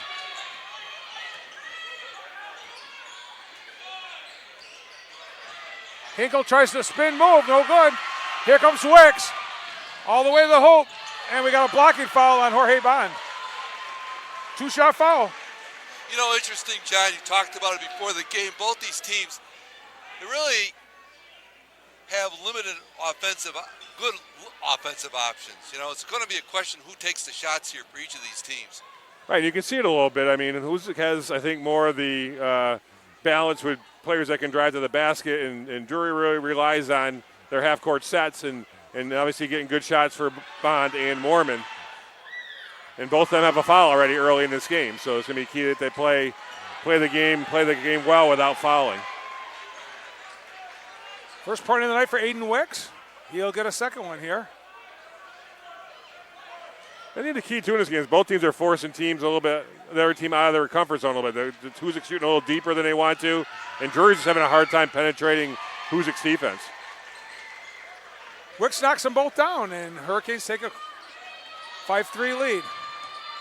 3:30 in a low-scoring game here at the Bucky Bullet Gym.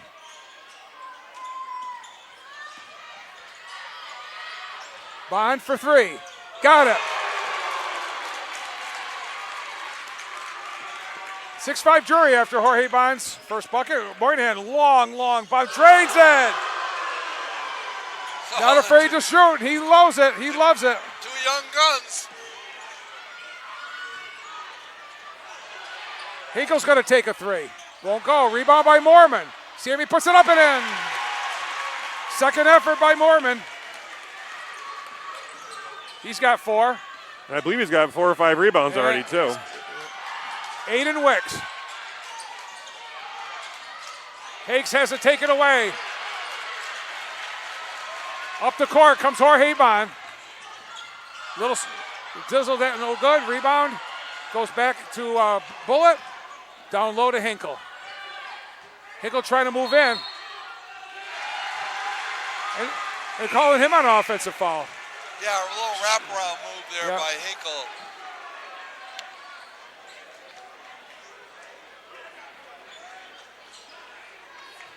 First on Hinkle, third on the Blue Devils, only 1 on the Hurricanes here. Hoosac Ford's doing a good job in the paint, holding their ground defensively. They've gotten a couple of offensive fouls already on the Drury players. James Varellis is going to take a rest, and 8th grader Braden Durant in the game for the Blue Devils. He's a sharpshooter. He's coming off a little injury he suffered down at Wacona.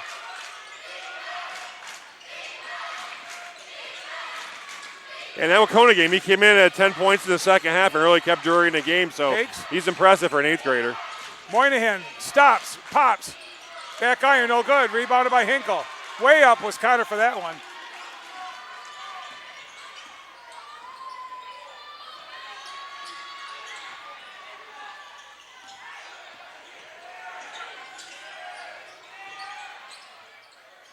Too hard off the glass. Mormon up. No good, he's fouled. Good second effort there. Good rebounding. You can see, guys, quite frankly, the Connor Hinkle is going to turn down the longer shot.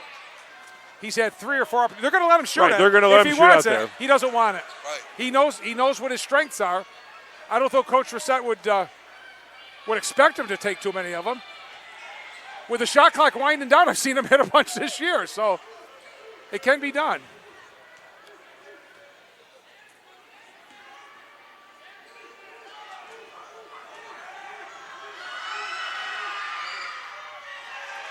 Mormon misses the first one. Drury only 1 out of 3. Hinkle's going to sit down with 1:43 left as junior Lucas Hamilton enters the game, number 41 for the Blue Devils. And a big start for Sam Mormon. He's already got 5 rebounds, and he's dominating both ends of the court, really, with his inside presence. Something Tim had mentioned as the key to this ball game. Missed them both. 1 out of 4 for the Blue Devils from the free throw line. Shot from the corner, won't go. Rebound Bond. Jorge wants to push it. Drops it for Mormon. Sam loses the basketball. Picked off by Peyton. Moynihan gets it back to Wicks. Aiden wants to reset. He's going to take the 3.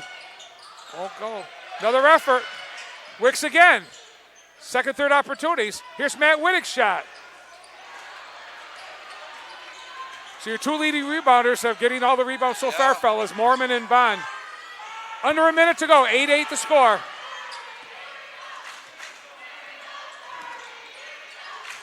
Stolen away. Here's Wicks. To Moynihan. Puts it up and in. Beautiful feed by Wicks. Yeah, Wicks, nice pass there. You can just see that Hoosac wants that fast pace. They're really comfortable pushing the ball in transition. Yeah, that's a good point, John. They really want to push the action. Bond saw the lane, took it, and he got fouled.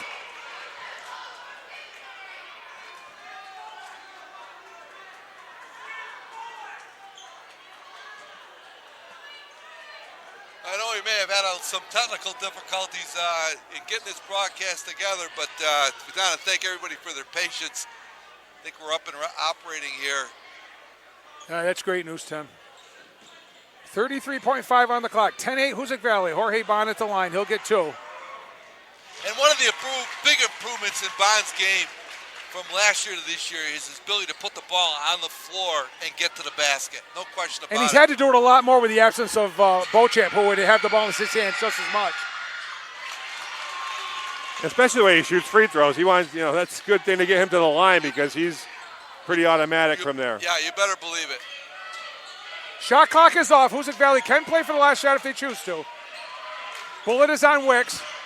Aiden is an incredibly good ball handler. Both hands. Whittick gives it to Moynihan. Coach Robertson would like the ball in their hands.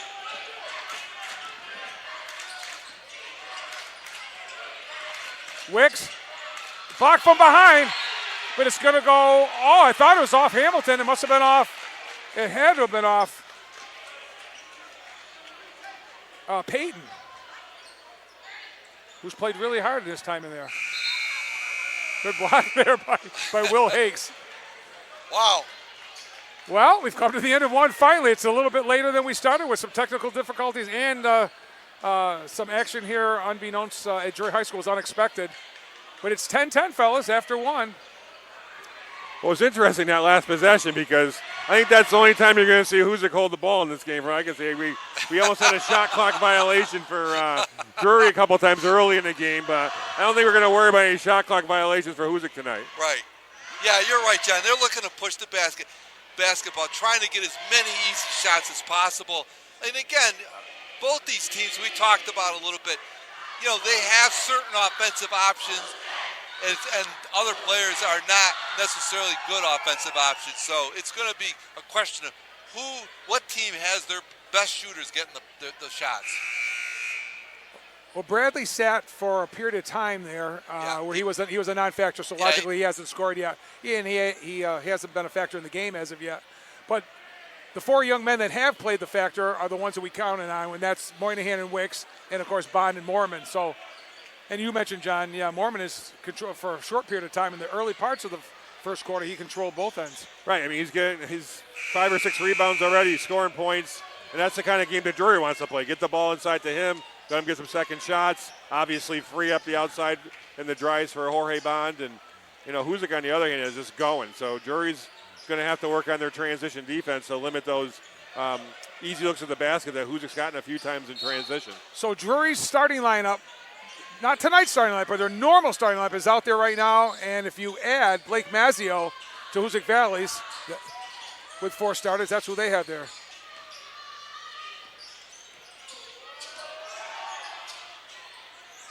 Bullet shot won't go. Good position error by Bradley. That man was a 9th grader. That young man was a 9th grader when he made his impact here, John, as you said, 2 years ago. Yeah, I mean, that was a big factor in the first quarter, too. With him not being in his presence, that gave Mormon some extra room to move inside. Shot is good. That's Mazzio. You got a 3 from Mazzio, and you got a 3 from Whittick. And Rick, he made some big shots when the game we did with Wacona up at Hoosac Valley. He did, yes, he did. Bench. You talked about some hesitancy for the Drury kids to shoot. There's no hesitancy by good the feed Hoosac in there. kids.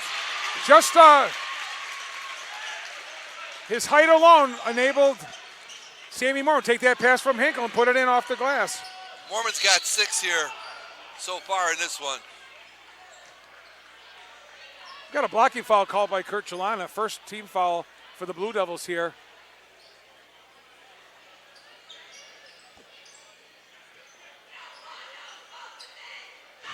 Both teams, I think, John, starting to settle in a little bit now. The emotion kind of running out, and they're starting to play their game. We can see those last few possessions. I mean, Drury wants to work the ball, get into Mormon. Hoosac wants to set up their shooters to have open looks at the basket.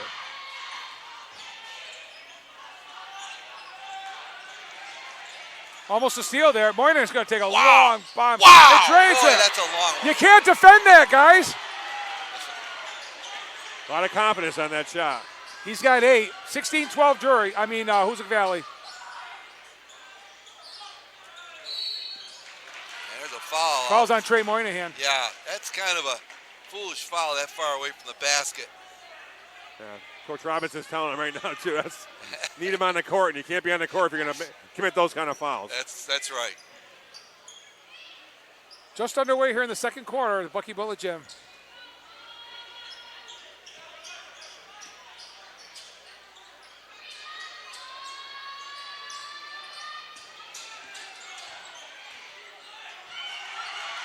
Stolen away.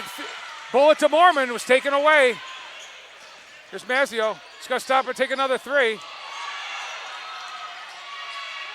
Oh, boy. Oh, great play there by Bradley. He tried to save it, and it should have been left alone, but Jorge Bond touched it, knocked it out of bounds. We've seen Bradley. He's got a great motor. He never stops playing. That was a smart play, too, because he saved it under Drury's basket, but he didn't save it towards the basket. He saved Bradley. it away. We got travel.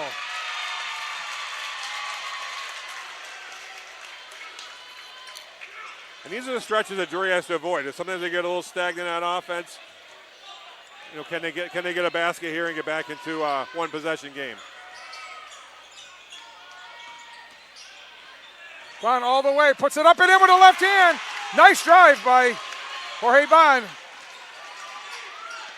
He's got 8 points here in the first half. Yep. 16-14 Hurricanes. That's what Drury wants. You need a big basket. Jorge Bond's going to take it for him.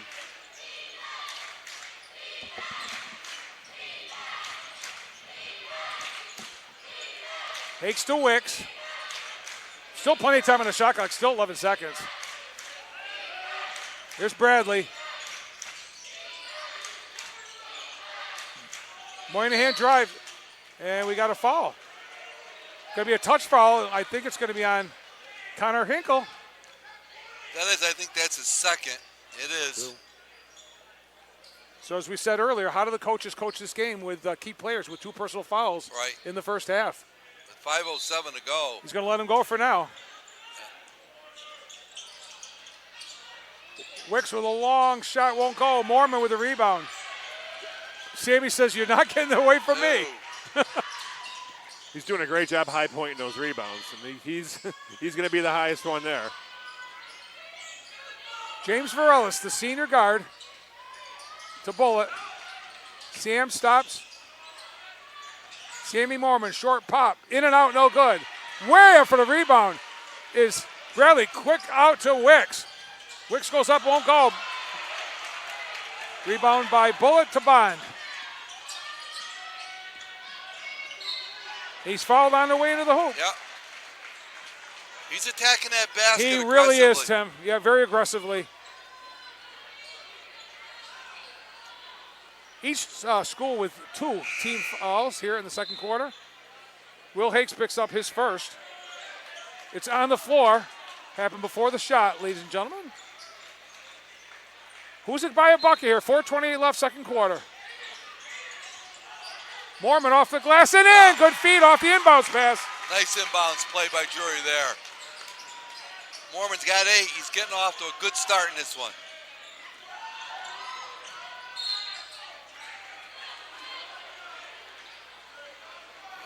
Moynihan, same thing as Bond.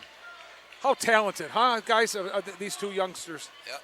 Well, I think both can shoot the ball, obviously, but they both are very aggressive and effective going to the basket as well. Yep. For young players, they have no hesitation in putting the ball on the floor and taking it to the basket. That followed by Sam Bullet, his first, team's third. Moynihan is pretty automatic from the line. I don't know what he's shooting from the year, but I usually fill his circles in before the shot, or I often do. Yeah. That one no good. That one. Shot no good by Bradley. Second. On the floor. On the floor. Boy, I'll tell you. Boy, oh boy, what an effort by Bradley there with 3 offensive rebounds. Yeah, he's relentless because he was in a sea of about 3 white shirts, and he was the only one going up and getting the ball. That was on Lucas Hamilton, his first, but the team's 4th. And one more. And for half this quarter, Hoosac Valley will be at the line regardless if it's a shooting foul or not. Mazzio gets the ball to Bradley, back to Mazzio.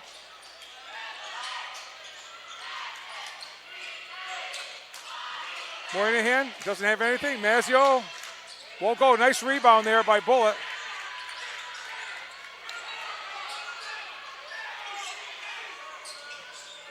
Get the ball to your quarterback is what they said. Varelis from the corner. Won't go. Daly tipped it up but couldn't control it. Bradley all the way to the hoop, lays it up and in. He hits the scoring column. His first bucket of the night. It's 19-16 Hurricanes. Stop it, pop it, three for Bond. Big shot there by Jorge Bond. Ties the game at 19 as Mormon getting ready to check back in. Here's Moynihan, almost slips but recovers. And we got a foul on Will Hakes. Steal. He almost got him the last time, but he got him this time. Varela stole the basketball. Yeah, great defense by James Varela. It's really Hit the being floor, aggressive. got the ball to Bond. That's going to be his second personal foul on Will Hakes. Third for the Hurricanes. Lucas Hamilton put the ball in play for the Blue Devils.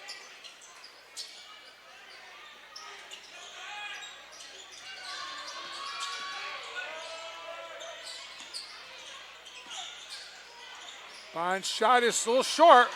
Bradley with a good position there for the rebound. 2:50 left second quarter. Game tied at 19. Moynihan, long bomb. Won't go this time. Bond with the rebound.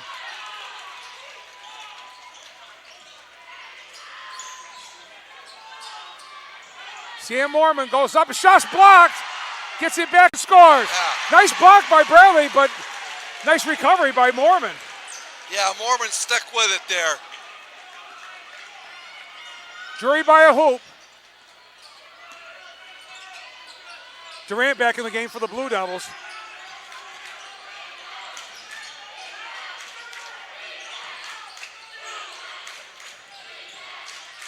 Moynihan. Stops, pops, won't go. Rebound, Mormon. Here's Durant.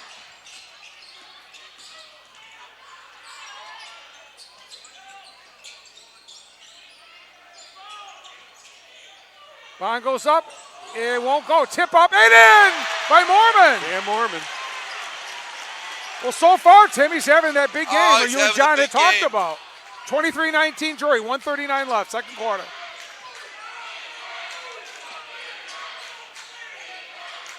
Shot in and out, no good. Mazzio wanted a foul. He's not going to get anything from Kirchalana. Bond gets shut off.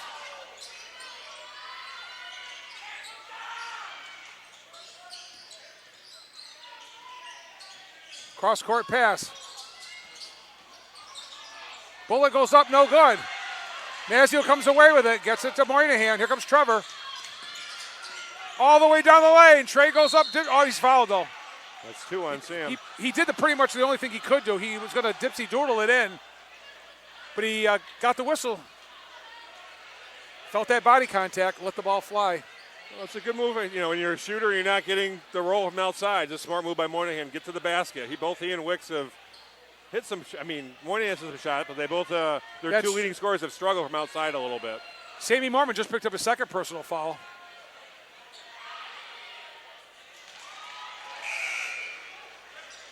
Trey Moynihan knocks down the first. He'll get a second.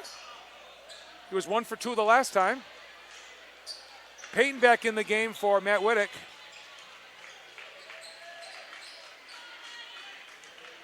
Varela's back in the game for Bullet. 1:03 left here. Second quarter action from Drury. The exceptional ninth grader drains them both. Moynihan and Bond both with 11 points in this ball game.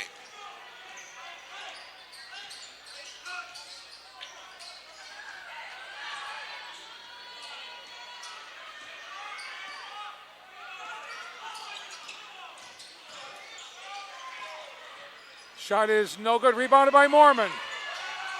Varela's back to Mormon. Short pop. Got it.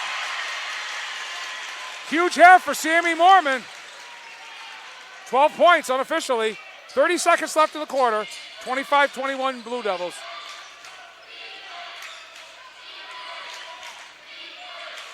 Quinnell Bradley.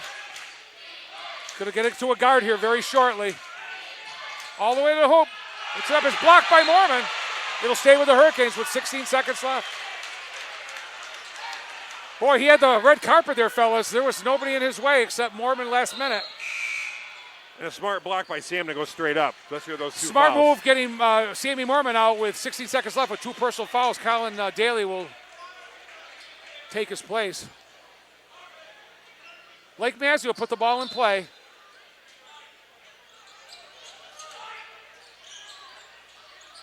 All the way out to Aiden Wicks. 13 seconds left. 10. Duran is on Wicks. All the way, puts it up, no good. And score! And an and one. Hard work by Bradley. Big offensive putback there. Yeah, that's a big basket for Hoosac Valley with 1 second to go here in the half. And he's going to have a chance for the three-point play. You can see the impact Bradley's made in the second quarter. He gives Hoosac a nice presence inside. He's relentless on the offensive boards.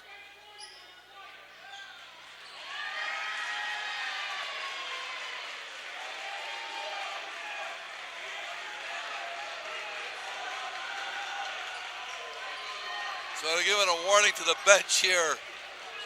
Bradley's going to have one more shot. One shot for the junior. Back iron no good. Rebounded by Daly as the quarter ends. Well, it's been a real good one so far, fellas. We're not disappointed. I believe an interesting stat, though, is that only 2 players for Drury have scored. That's Bond right. and Mormon has got all 25 points for the Blue Devils, and we talked about that a little before the game about who's going to step up. But right now, they're both dominating with their offensive play. Hoosac early in the game kept taking a lead, and those two would bring Drury back into it. Right. And now eventually Drury's gotten out to a 2-point lead at the half. Yeah, that's good. Good point, John. Only 2 players have scored for Drury, and really, Moynihan for Hoosac Valley has 11, a little bit more balanced scoring by Hoosac Valley. Wicks only has 2 points on 2 foul shots, so Drury has been able to control Wicks pretty well here in this ball game so far. They done a nice job staying in front of him. Even when we got to the basket, they're doing a great job of contesting Wicks' drives, making it a tough shot. I think that's the key in the second half. Who's going to step up and score some points for Drury other than Bond and Mormon, but also can Wicks get going to give that secondary score as well to Moynihan. Bradley's come in the second quarter, made some big plays on the offensive boards and battled Mormon on the defensive side, but this is going to be a battle right to the end. Well, as the cheerleaders get to set up, we'll leave it right here. You can watch their performance, ladies and gentlemen. I hope you're enjoying this one from the Bucky Bullet Gym at Drury High School. Boys High School basketball here on Channel 1302, Northern Berkshire Community Television at halftime. It's the Drury Blue Devils 25, the Hoosac Valley Hurricanes 23. We will be back very shortly with second half action.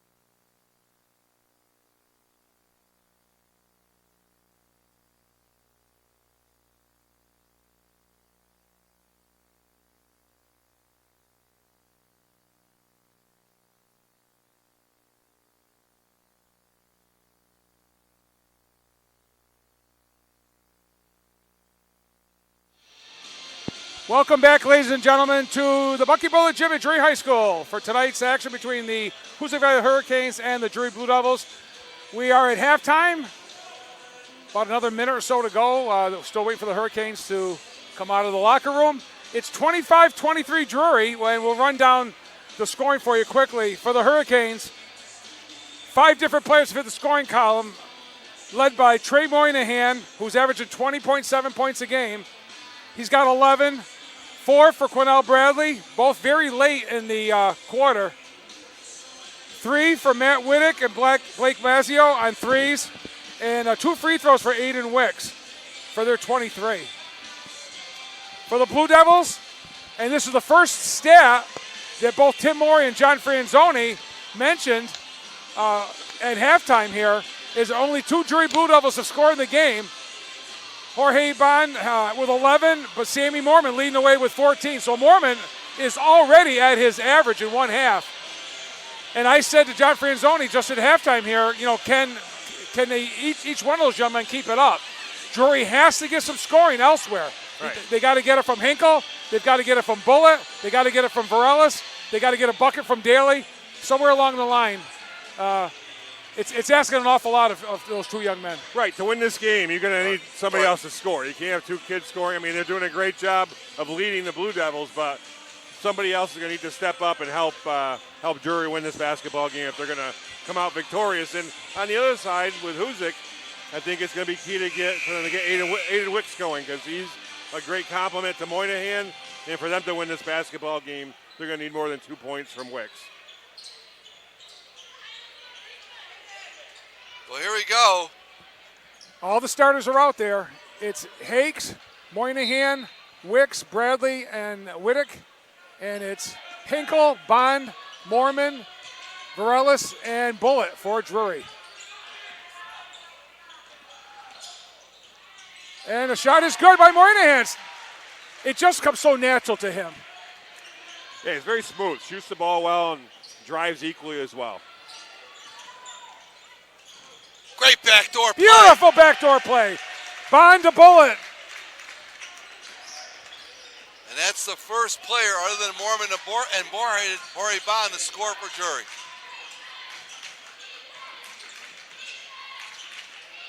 That's just good coaching by Coach Reset to get somebody else on the board, get a good shot. Hakes gets shut off. Here's Bradley, guarded by Hinkle. Nice dish underneath. Play. Oh, beautiful dish to Whittick. And Matt puts it in off the glass. He's got 5 points tonight.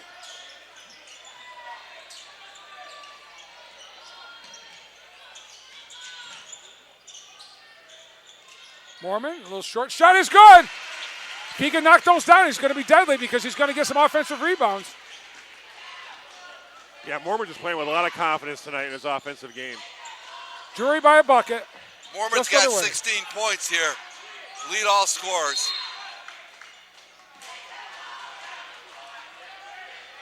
They got another hand check, I think, on Hinkle. I think that's his third. Yeah, it is his third. And as we've watched Drury over this year, Hinkle, he gets all the tough defensive assignments for the Blue Devils. And he's got his hands full here with Bradley, but he's doing a good job. Hard work for Bradley to get there. Shot from the corner won't go. Rebounded by Bradley. Whittick's going to take the pop. It won't go this time, and this is pulled down by Connor Hinkle.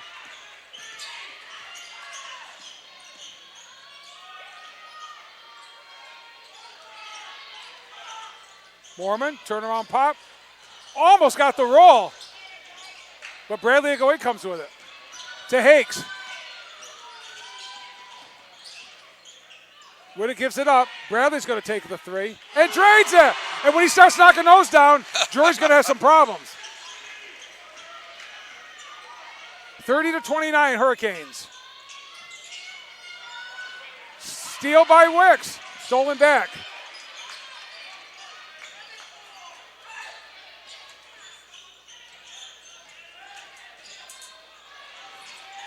Ball's on the floor. It's tied up. Possession is going to stay with Drury. Yeah, on the possession. 5:35 left, third quarter. Second half action here from the Bucky Bullet Gym. And a timeout by Drury called on that play.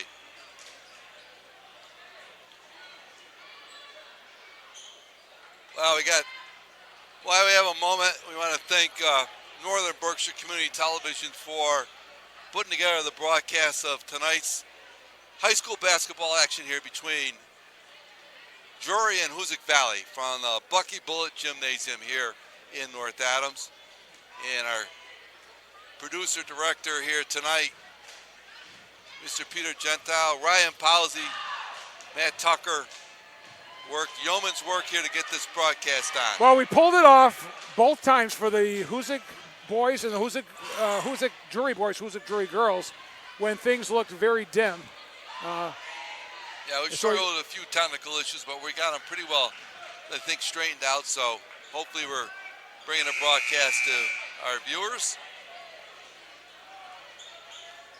And if you're getting a chance to watch it, this has been a whale of the game so far, with just what you expect between these two rivals. Jorge Baum will put the ball in play. 14 seconds on the shot clock.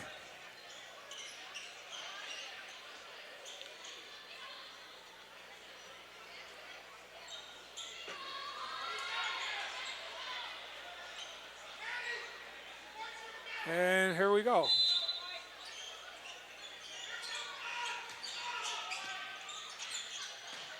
Jorge's shot is good. That's a set play off an inbounds pass. Drury's been very effective off of their out-of-bounds plays under the basket tonight.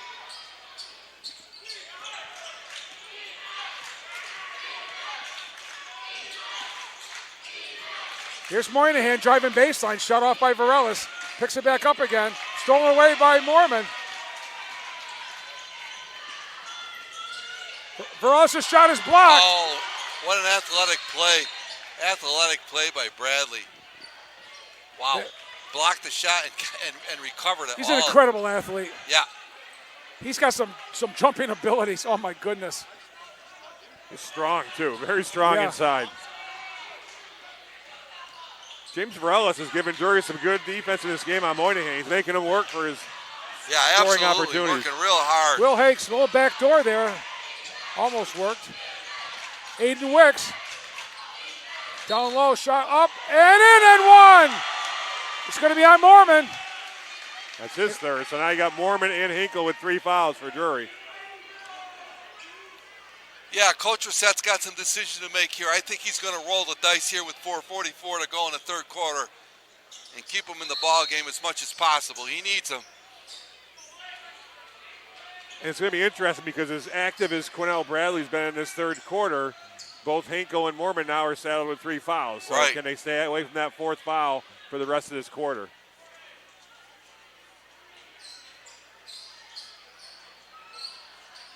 Bradley's shot is good. Finishes the 3-point play.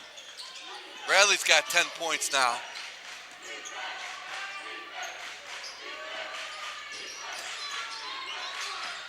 Mormon, little spin, won't go, and Bradley's got to pick up a foul there himself. So interesting there, John.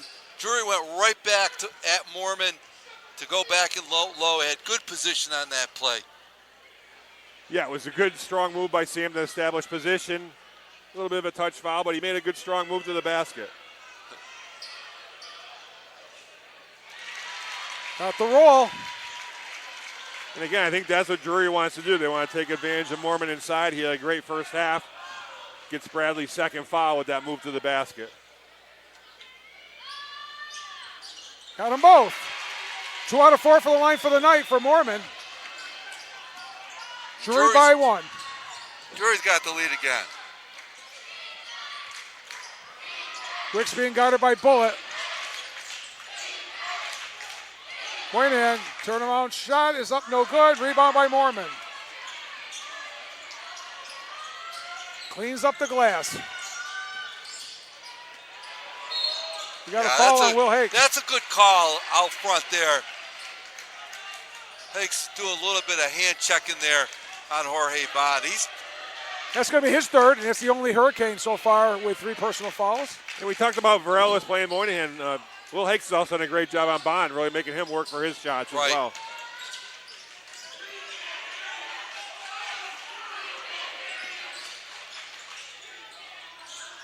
Stolen away. Here comes Aiden Wicks. Numbers for Hoosac.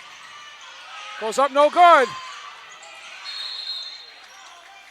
And it's going the other way. Knocked out by the red. Drury basketball. Connor Hinkle put the ball in play. 3:53 on the clock. Drury by a point, 34-33.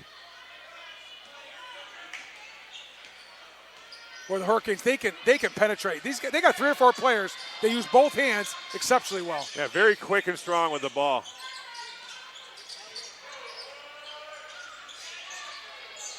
Shot, no good. Mormon couldn't quite get there for the rebound, and away with it comes Will Hakes. He's going to take a pop, in and out.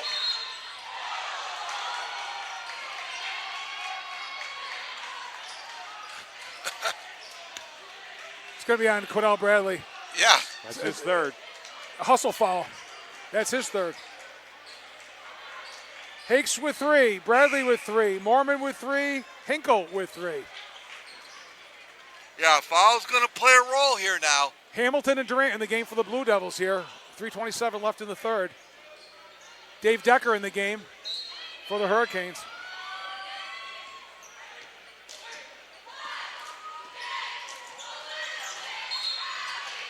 Good penetration again. Bond will go back to the line.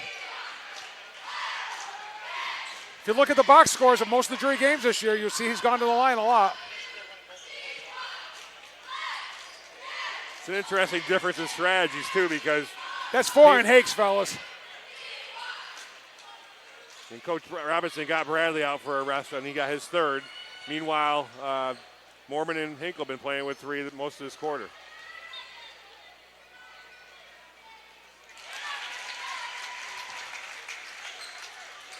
Four out of 5 for the line so far tonight for Jorge Bond. He'll get another one.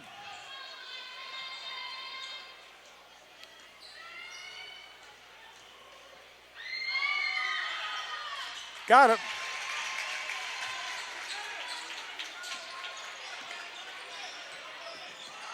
Moynihan, another long bomb. Won't go this time. What a nice rebound, almost by Decker, but it's taken away by the Blue Devils. Bond goes up, won't go. Gets his own rebound. Oh, won't go that time, but he'll go back to the line.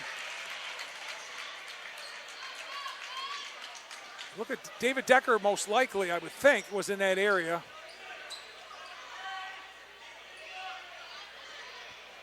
No, it's Matt Whittick. Only his first. And Whittick picked up Bond in transition there, but it'd be interesting to see who Coach Robinson has take on that assignment of Bond from Will Hakes. Well, here's a factor. Drury will be at the line the rest of this quarter.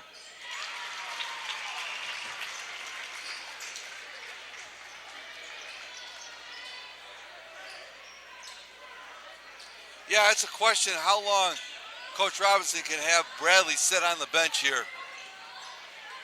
He might have to roll the dice as well. He does. Right, the way points have been in this game, you don't want to get too far behind in this basketball game.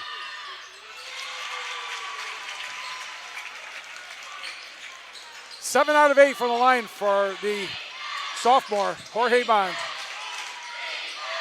Aiden Wicks drives baseline. Short pop is good. Nice drive by Aiden Wicks. It's a big basket. They need to get him going. That's his first field goal of the night, guys. Bond goes up and scores!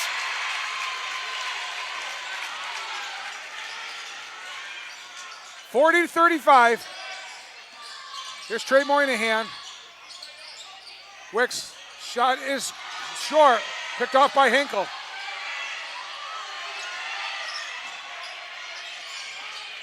.220 left here in the third quarter. Bond stops, pops, won't go. Oh, great rebound there by Moynihan. Taken away, right away from Hinkle. Trey all the way home, lays it up, no good. Little short. And we got a foul. It's going to be on Decker. Yeah. That one's definitely on Decker. His first, it's going to put Drury to the line. I believe it's going to be Hinkle. I say that last possession by Drury, Hoosac really got a break because nobody picked up on. Right. And he took a shot, but you have to figure out who's going to take that assignment.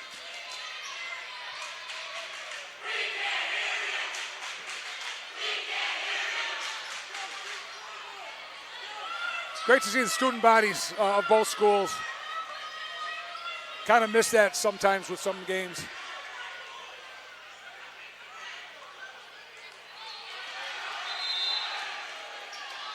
Connor Hinkle will get another one. He's looking to get in the scoring column here tonight. Yeah, he hasn't scored tonight.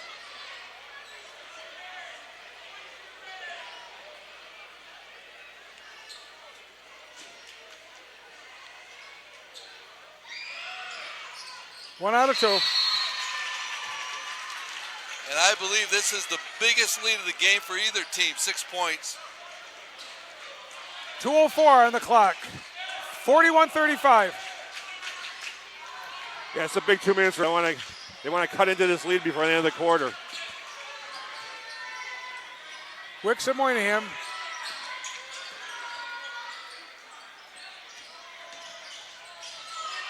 Stolen away. Mormon comes away with it. Gets it to Bond.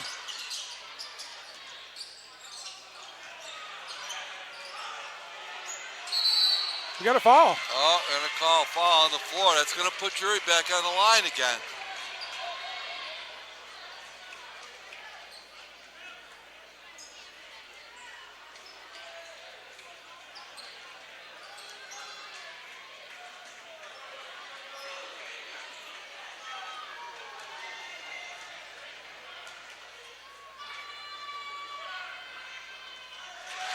Well, that's one way of making them. They're all switching in the scorebook. You're right, John. They all count. That's right. Colin Daly hits the scoring column himself. He'll get another one now. And I'll guarantee you this one's not going off the glass. That one was a swish. 43-35, a minute and a half left here in the third. Here's Moynihan for a long bomb.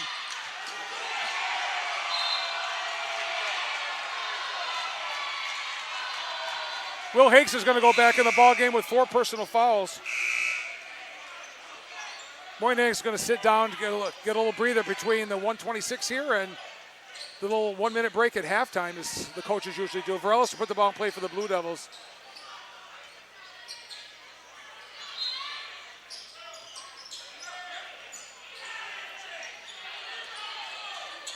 When you have a point guard that you have coming back for several years, it eases the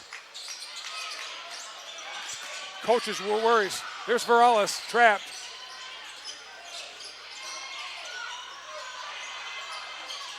Daly goes up. He went up with the right hand. Well, I'm sorry. He went up the correct hand, which was the left. Too hard off the glass. He's going to go back to the line now.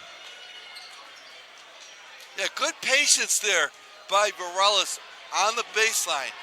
He kept the ball, kept control, penetrated, and was able to dump it off to Daly. Good, nice patience there. Yeah, Drury's done a great job of getting the ball inside, both to Mormon and now the last couple of possessions to Daly. 1 out of 3 for the line. Durant will sit. Hamilton will come in.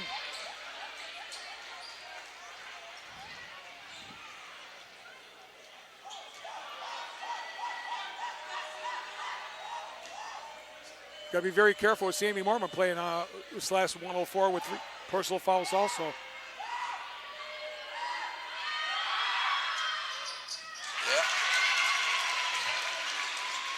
Daly's 3 for 4 from the line. Here's Hakes. Will's going to have to reset. Ball's out of front. We got a jump ball. Great work again by Daly and Varellis, the 2 seniors. You know, we talked about who's going to step up, and you got that early basket from Sam Bullitt for Drury, and now you got Varellis and Daly making their presence known the last couple of minutes. Absolutely. They're going to take the defender out, Hamilton, put the offensive threat in Durant for this last 47 seconds. Peyton back in for Hakes. And he's getting Mormon out of the game, too, with his 3 fouls. Yeah, very smart. And both coaches taking those kids out with 3 and 4 fouls.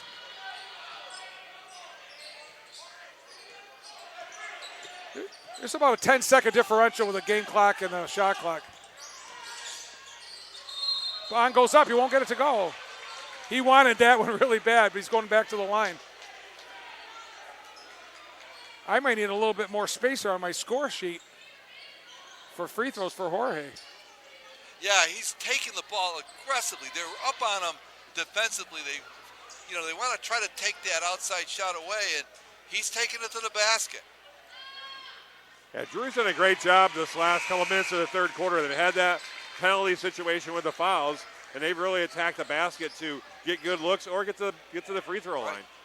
Up to a 10-point lead for Drury here. This is a danger zone for Hoosac Valley.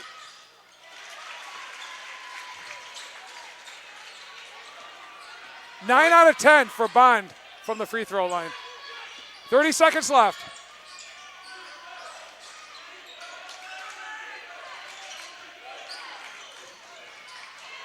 Tipped away. Hinkle comes away with it. Drury's going to try to take the last shot here with an 11-point lead.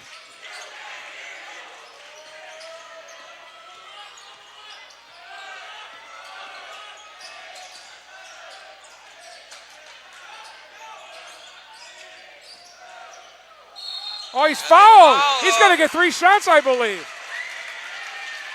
I think it's going to be on Aiden Wicks. Yeah. It's not a good foul. No, it isn't. Bond was falling away from the basket. It was going to be a very difficult shot. Right. Yeah, that was a very, very difficult shot to make, and to bail him out with a foul is exactly just not what Coach Robinson wants there.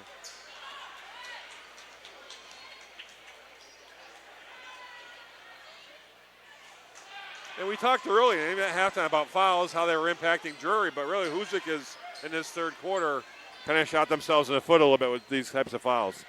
Drury with only 2 team fouls here in the third quarter. Bond misses the first 2. Well, you won't see that very often. No, you don't, Tim. And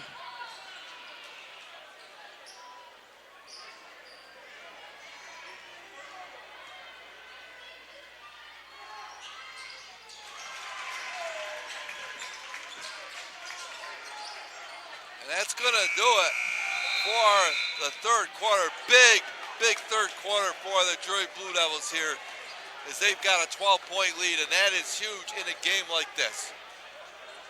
At first, the way the game was started, it was, I believe it was 10-10, wasn't it, at the end of one? It was. Right, just a 2-point game at the half, so really a big third quarter for the Blue Devils, executing their game plan, going inside, playing good defense, and getting some other people involved in their offense. So we talked about a little bit at halftime about Drury's going to have to get some kids to score. Sam Bullitt did have a hoop in the third quarter. Colin Daly had free throws, and Connor Hinkle a free throw. Yeah. So what that says is only Mormon and Bond, one other player other than Mormon, have scored a field goal in the ballgame. And I think the key thing, too, for Hoosac, as much as they want to play fast, I think Coach Robinson sent a little message at last minute, 40 or so, to his leading scorer, because there's a time and a place where you want to take a quick shot, and there's a time and a place where you don't want to take a quick shot. And they were down by 8, 43-35, and Moynihan came down and shot up a 25, 27-footer, and I don't think he wants that shot when you're having trouble scoring. Run a little offense, get everybody a touch, and then get a good shot. Right. You can get that shot anytime. So once again, foul trouble.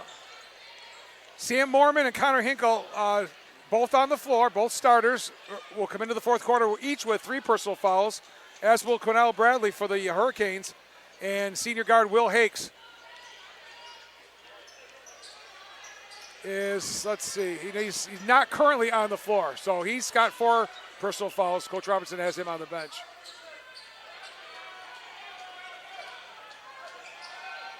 Payton, Mazzio, Wicks, Moynihan, and Bradley for the Hurricanes.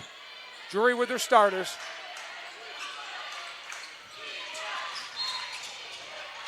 There's a foul on Jorge Bond. That's his second personal foul, team's first here in the fourth quarter.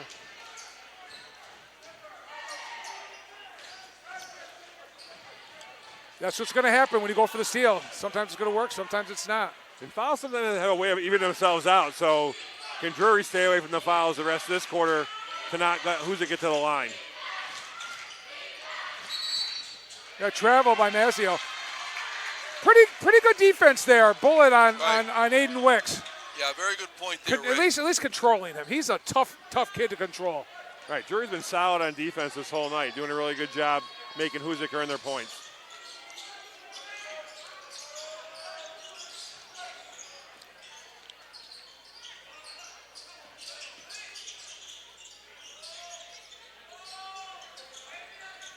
Morales. Whoa. Oh, that's going to be 4 on Bradley. On the floor, fellas, or active shooting? On the floor? On the floor. Yeah. I agree. So I would say, again, we talk about, fouling, right? So we thought earlier Hoosac wanted Connor Hinkle to shoot from outside, so why go out there and get your 4th foul? Fresh shot clock for the Blue Devils.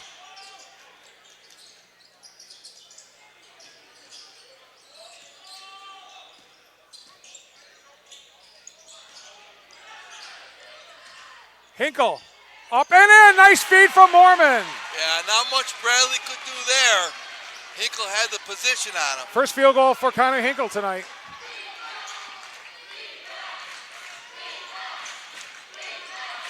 Stolen away. They're going to slow it down.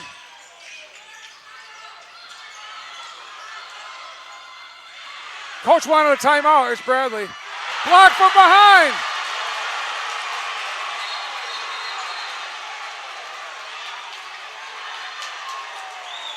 Colin Downey called an official's timeout here. What a great block from behind by Connor Hinkle. I was ready to put a bucket down for Bradley on that one. Great hustle play by Connor Hinkle. Boy, that got the crowd up here on the blue section. Coach Robertson pleading his case to Downey. I think he's trying to say that Moynihan got a hip on the rebound, but he seems to be fine. That's usually an automatic whistle from behind. 6.5 to play in the ball game. They're getting a little chippy again. They got to get control of this game.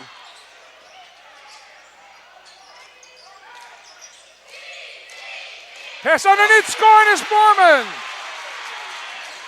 Another nice feed from Hinkle. Yeah. Just great possessions by Drury. That's 20 points now for Mormon. He's had a huge game. Mazzio has nothing. Wicks is going to take a long three and drain it. Boy, they needed that hoop. That's a Stop huge the basket. bleeding. Hoosac needs that for Wicks. First tray from Aiden Wicks. Coach Rossett wants to calm his team down and talk things over here. It's a pretty good timeout. I mean, adrenaline's really flowing right now. Right. Yeah, good timeout. Looks like they're going to have to go to a pressing defense, and I think Coach Rossett wants to get his squad settled away as to how they're going to attack that press. I agree. That was a smart timeout. Emotions have been high all night, and they're getting a little high again right now. So let's calm things down, play some basketball. Big basket by Wicks. If who's going to get him going, that's how they're going to get back in this game, is by having Wicks and Moynihan fill it up. Wicks only has 2 field goals in the night. That was his first 3. And, of course, you can catch up on all the high school basketball action and replays and information on High School Basketball Weekly. Yours truly alongside of Rick Bulla. We have High School Basketball Weekly on every Thursday night at 7:30, followed by our Game of the Week. And it's going to be a rebroadcast of this one this Thursday night. Rebroadcast again Saturday morning at 10 o'clock and Sunday evening at 7 o'clock. High School Basketball Weekly. So tune in here, channel 1302, as we come down to the wire in this regular season.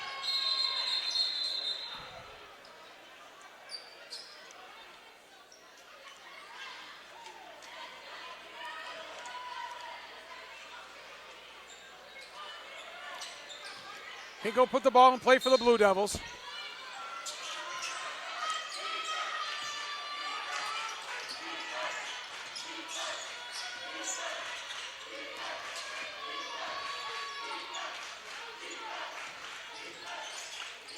Mormon up and in and one. Sometimes when it's working, I guess it's just working. It's working. Just a big night for Sam Mormon. Yep. And with the fourth foul on Bradley, Coach Robinson trying to keep him on Hinkle-bet. Right. Frees up Mormon for more shots inside.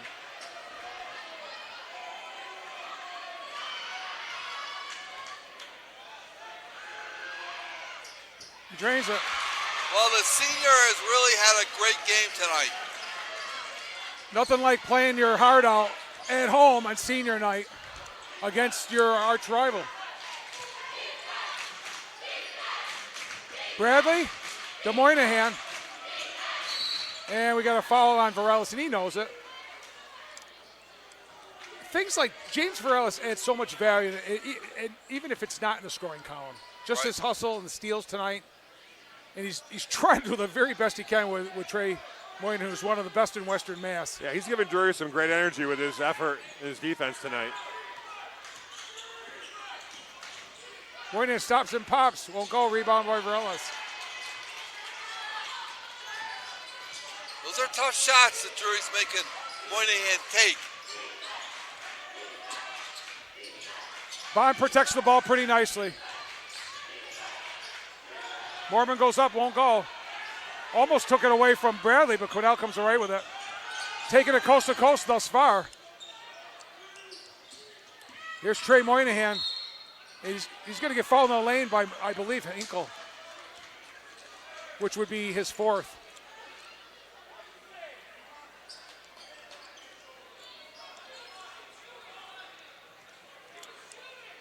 And it is.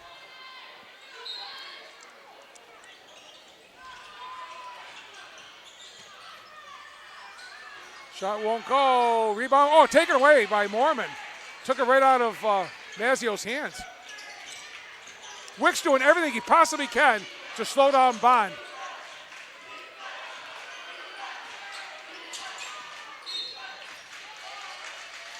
And they're going to call push out front on Wicks. You got to give Wicks, you got to give him an A for effort. He is really busting out there. Again, only a 10th grader, Jorge Bond, one of the premier guards, and Wicks doing his very, very best.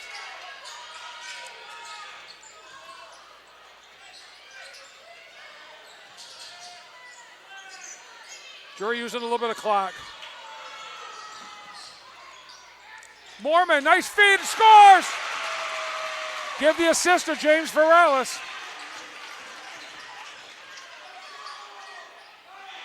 Rebound Bond. Right now, all Drury.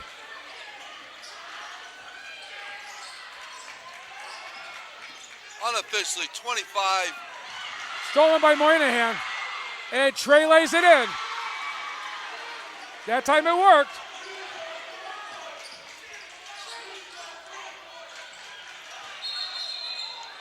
Good call. Good call by the official. Sammy, too many steps on his drive. It was a nice move by Mormon. Right. That's what But Hoosac it wants. They want wasn't to going to count. speed Drury up a little bit, make them play a little faster than they want to play.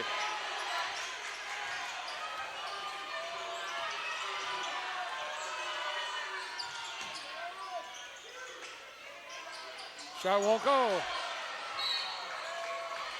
Yeah.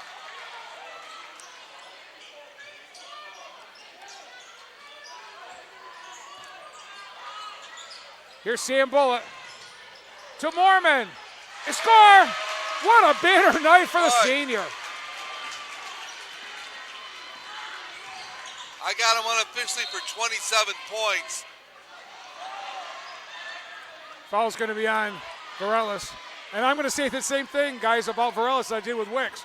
He's busting out there on defense, giving it all he has. Yeah, Varelis is doing a lot of little things for Drury. Made a nice pass on one end. He's just making Moynihan and Wicks, whoever he matches up with, work for everything they get defensively. 3 personal fouls for James Varelis. Only 3:08 left in the game. Drury 58-40 over the Hurricanes here. Shot won't go. Hinkle with the rebound. And we got a foul. Yep. It's going to be the 4th team foul, so It's not shooting yet. Drury will take the ball out of bounds. So both teams are shooting the rest of the way. That's right, John. Yep.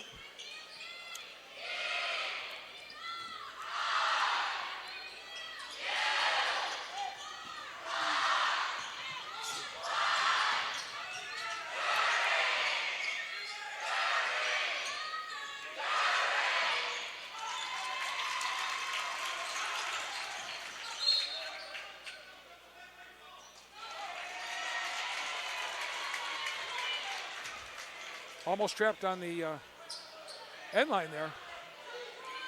Boy, both coaches still coaching hard Oh, yes. here. Two of the best in the business.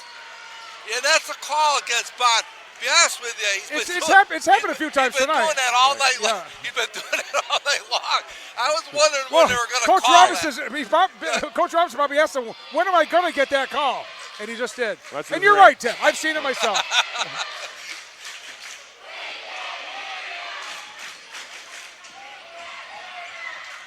Shot up, no good.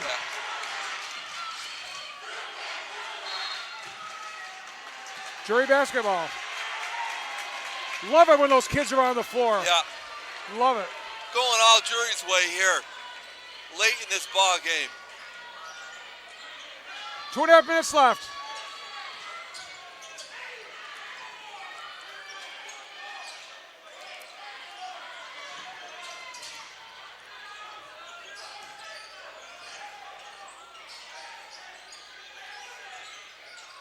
Drury just needs to protect the ball. And we got a foul on Aiden Wicks. Again, a hustle foul. I think the real story of this game, quite honestly, John, has been the fact that Drury's been able to control Wicks. He's only got 7 points. He's averaging almost 18 points a game. Yeah, I think their defense, just being so physical with him, got him out of it a little bit early in the game. He just Yes. had a hard time recovering tonight. Yep. Plus, when you're expending a lot of energy on defense, as he has been tonight, playing really hard on the defensive end, Yeah, that's that a can take very away. good point. James Varellis, who has played, I thought, a whale of a game, just scored his first point. And I watched him before we even set up the table here, well before the preliminary game. And he and Jorge Bond were out there shooting free throws, one at a time, over and over and over again. Right, and he's kind of always been known as a kid that can knock down a three and take Yeah, some he shots. won't force one, John. He'll take one when he can. Yep. 2 out of 2. But he's really shown as a senior how much his game has grown with his effort tonight. Right. Great effort by James Varellis. Bradley knocks down another 3. The big guy with another boomba.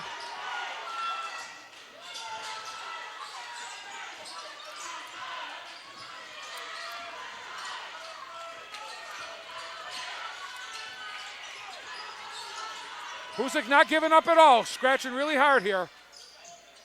Minute 40 left.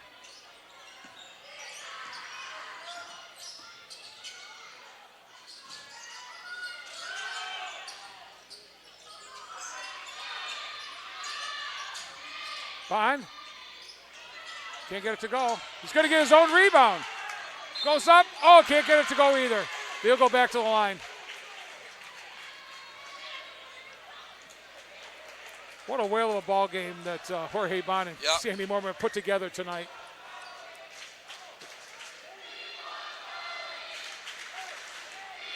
Yeah, because Miles early, Beauchamp's going to re-enter the ball game. just that early in the game when Hoosac kept taking the lead, it was Bond and Mormon kept getting Drury back in it. And the second half, we talked about Drury getting more contributions than they have.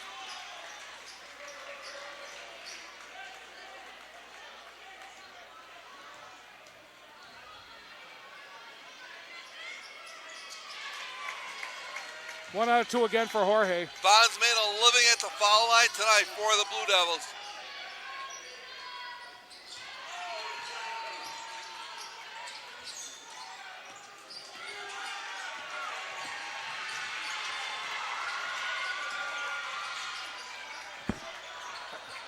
I think they wanted Beauchamp to score. Exactly. Let that one go. Let it go. Roy said it's going to be Hoosac Valley basketball. All kind of elementary. What a second half for Drury. I've seen a lot of the Blue Devils games. We've done a lot this year. And I haven't seen the Blue Devils put together a complete game like this. This is, again, I'm sorry, this is a very, very good Hoosac Valley basketball team. I don't care what the record said. Coach Hoosac getting all the seniors in the game. Back in the game, I should say. Logan Rogers back in.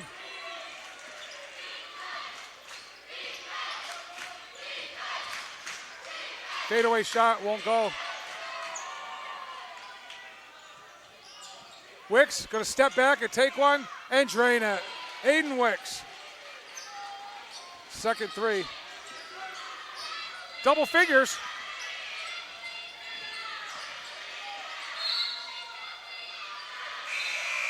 Well, I said at the beginning of the game, I thought Drury needed a big game from Mormon, and they got it.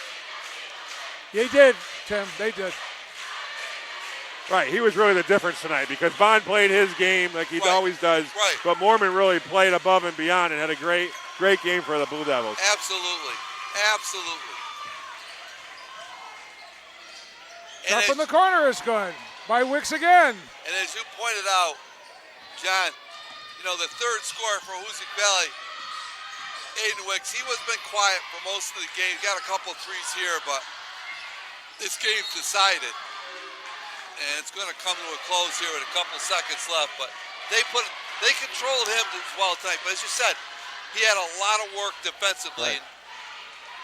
Yeah, because he had some decent looks early in the game, but then Drury Varellis primarily really got after him. Bond got after both Wicks and Moynihan to make them work, and it seemed to really impact Wicks through the first 3 quarters of this game.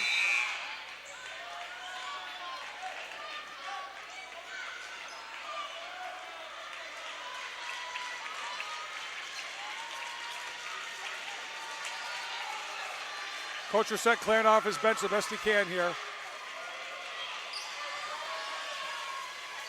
1 out of 2 for Varellis. James Varellis. Yeah, getting all the seniors out of the game. Yeah. J.J. Pringleber's in the game. Lucas Hamilton. Griffin. Alvarez.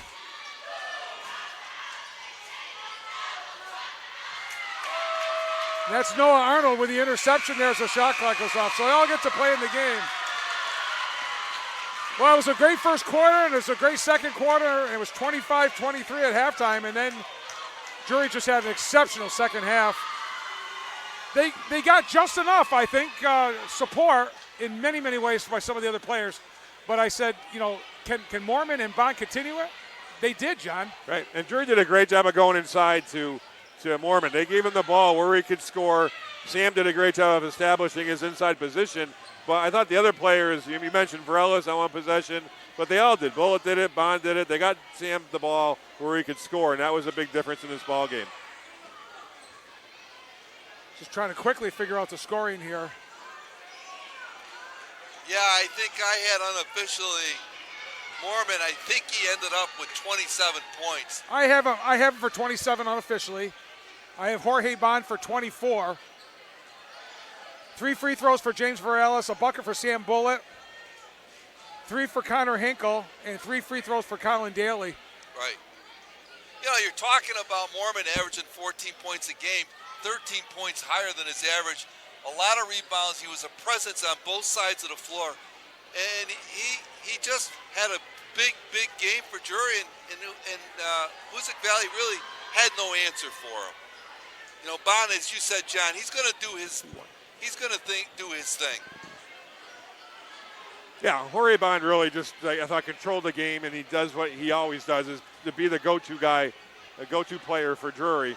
And tonight, Mormon has scored, but to score 27 points, I would say unofficially, had about 20 rebounds, too. Absolutely. He was just a force on both ends of the floor. I think, some of the foul trouble Bradley had, too, played into that a little bit, but he got foul trouble because of Mormon primarily, so it was a good effort on both ends of the court. So we'll just run down the scoring quickly. The Hurricanes did end up with 3 players in double figures, led by Trey Moynihan. He had 11 first half points, but only 4 in the second half. He had 15, 13 apiece for Quinell Bradley and Aiden Wicks, 5 for Matt Wittick, 3 for Blake Mazzio. For the Blue Devils, 27, again, all unofficial, 27 for Sam Mormon, 24 for Jorge Bond, 3 for Varelis, 3 for Hinkle, 3 for Daly, and 2 for Sam Bullitt. Yeah.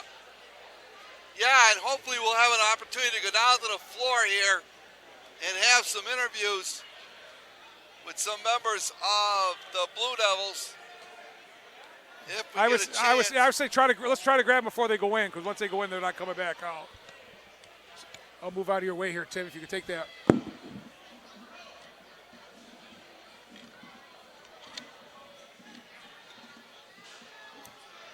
And as Tim Morey starts making his way down the floor, we'll try to grab at least Sammy Mormon, if not Sammy and Jorge, before he takes off.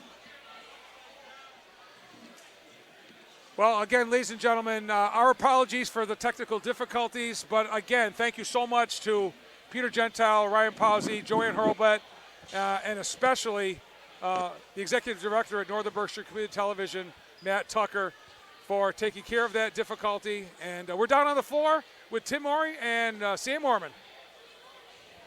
All right, we're on the floor here with senior Sam Mormon of the Drury Blue Devils. Sam, tremendous game. Before the game, we said we thought for Drury to do well tonight that you were going to have a big game, and boy, you had it tonight on both ends of the floor. Yeah, people have been saying that all week. I've been saying, like, I'm the true leader on this team. I've been here since my 7th grade year, and they look up to me to lead them.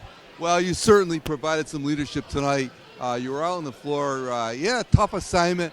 You know, you're battling underneath the boards, but I'll tell you, we commented during the ball game. Looked like offensively, Drury was able to get to the ball in good position for you to score. Yeah, my coaches, Al, shout out Coach Al and shout out all the coaching staff, because they've been telling me I have to match his physicality, if not even more. Well, Sam, congratulations on a great game. It's on to the tournament for you guys now. I'm sure we'll be covering you the rest of the way. So congratulations, a great game for you guys. All right, thank you. Sam Mormon, senior for the Drury Blue Devils. Okay, we got a late start, ladies and gentlemen. We're really sorry about that. We had some issues here at Drury High School, some medical issues with a fan in the stands that kept us from starting the game on time. But we started the game probably an hour late at 8 o'clock. So anyway, for the final time, the final score again is Drury Blue Devils 61, the Hoosac Valley Hurricanes 49. For Ryan Pawsey, Peter Gentile, Tim Morey, and John Franzoni, I'm Merck Boer saying thanks very much for joining us, everybody. Thanks for your patience tonight. See you again very soon. Good night for now.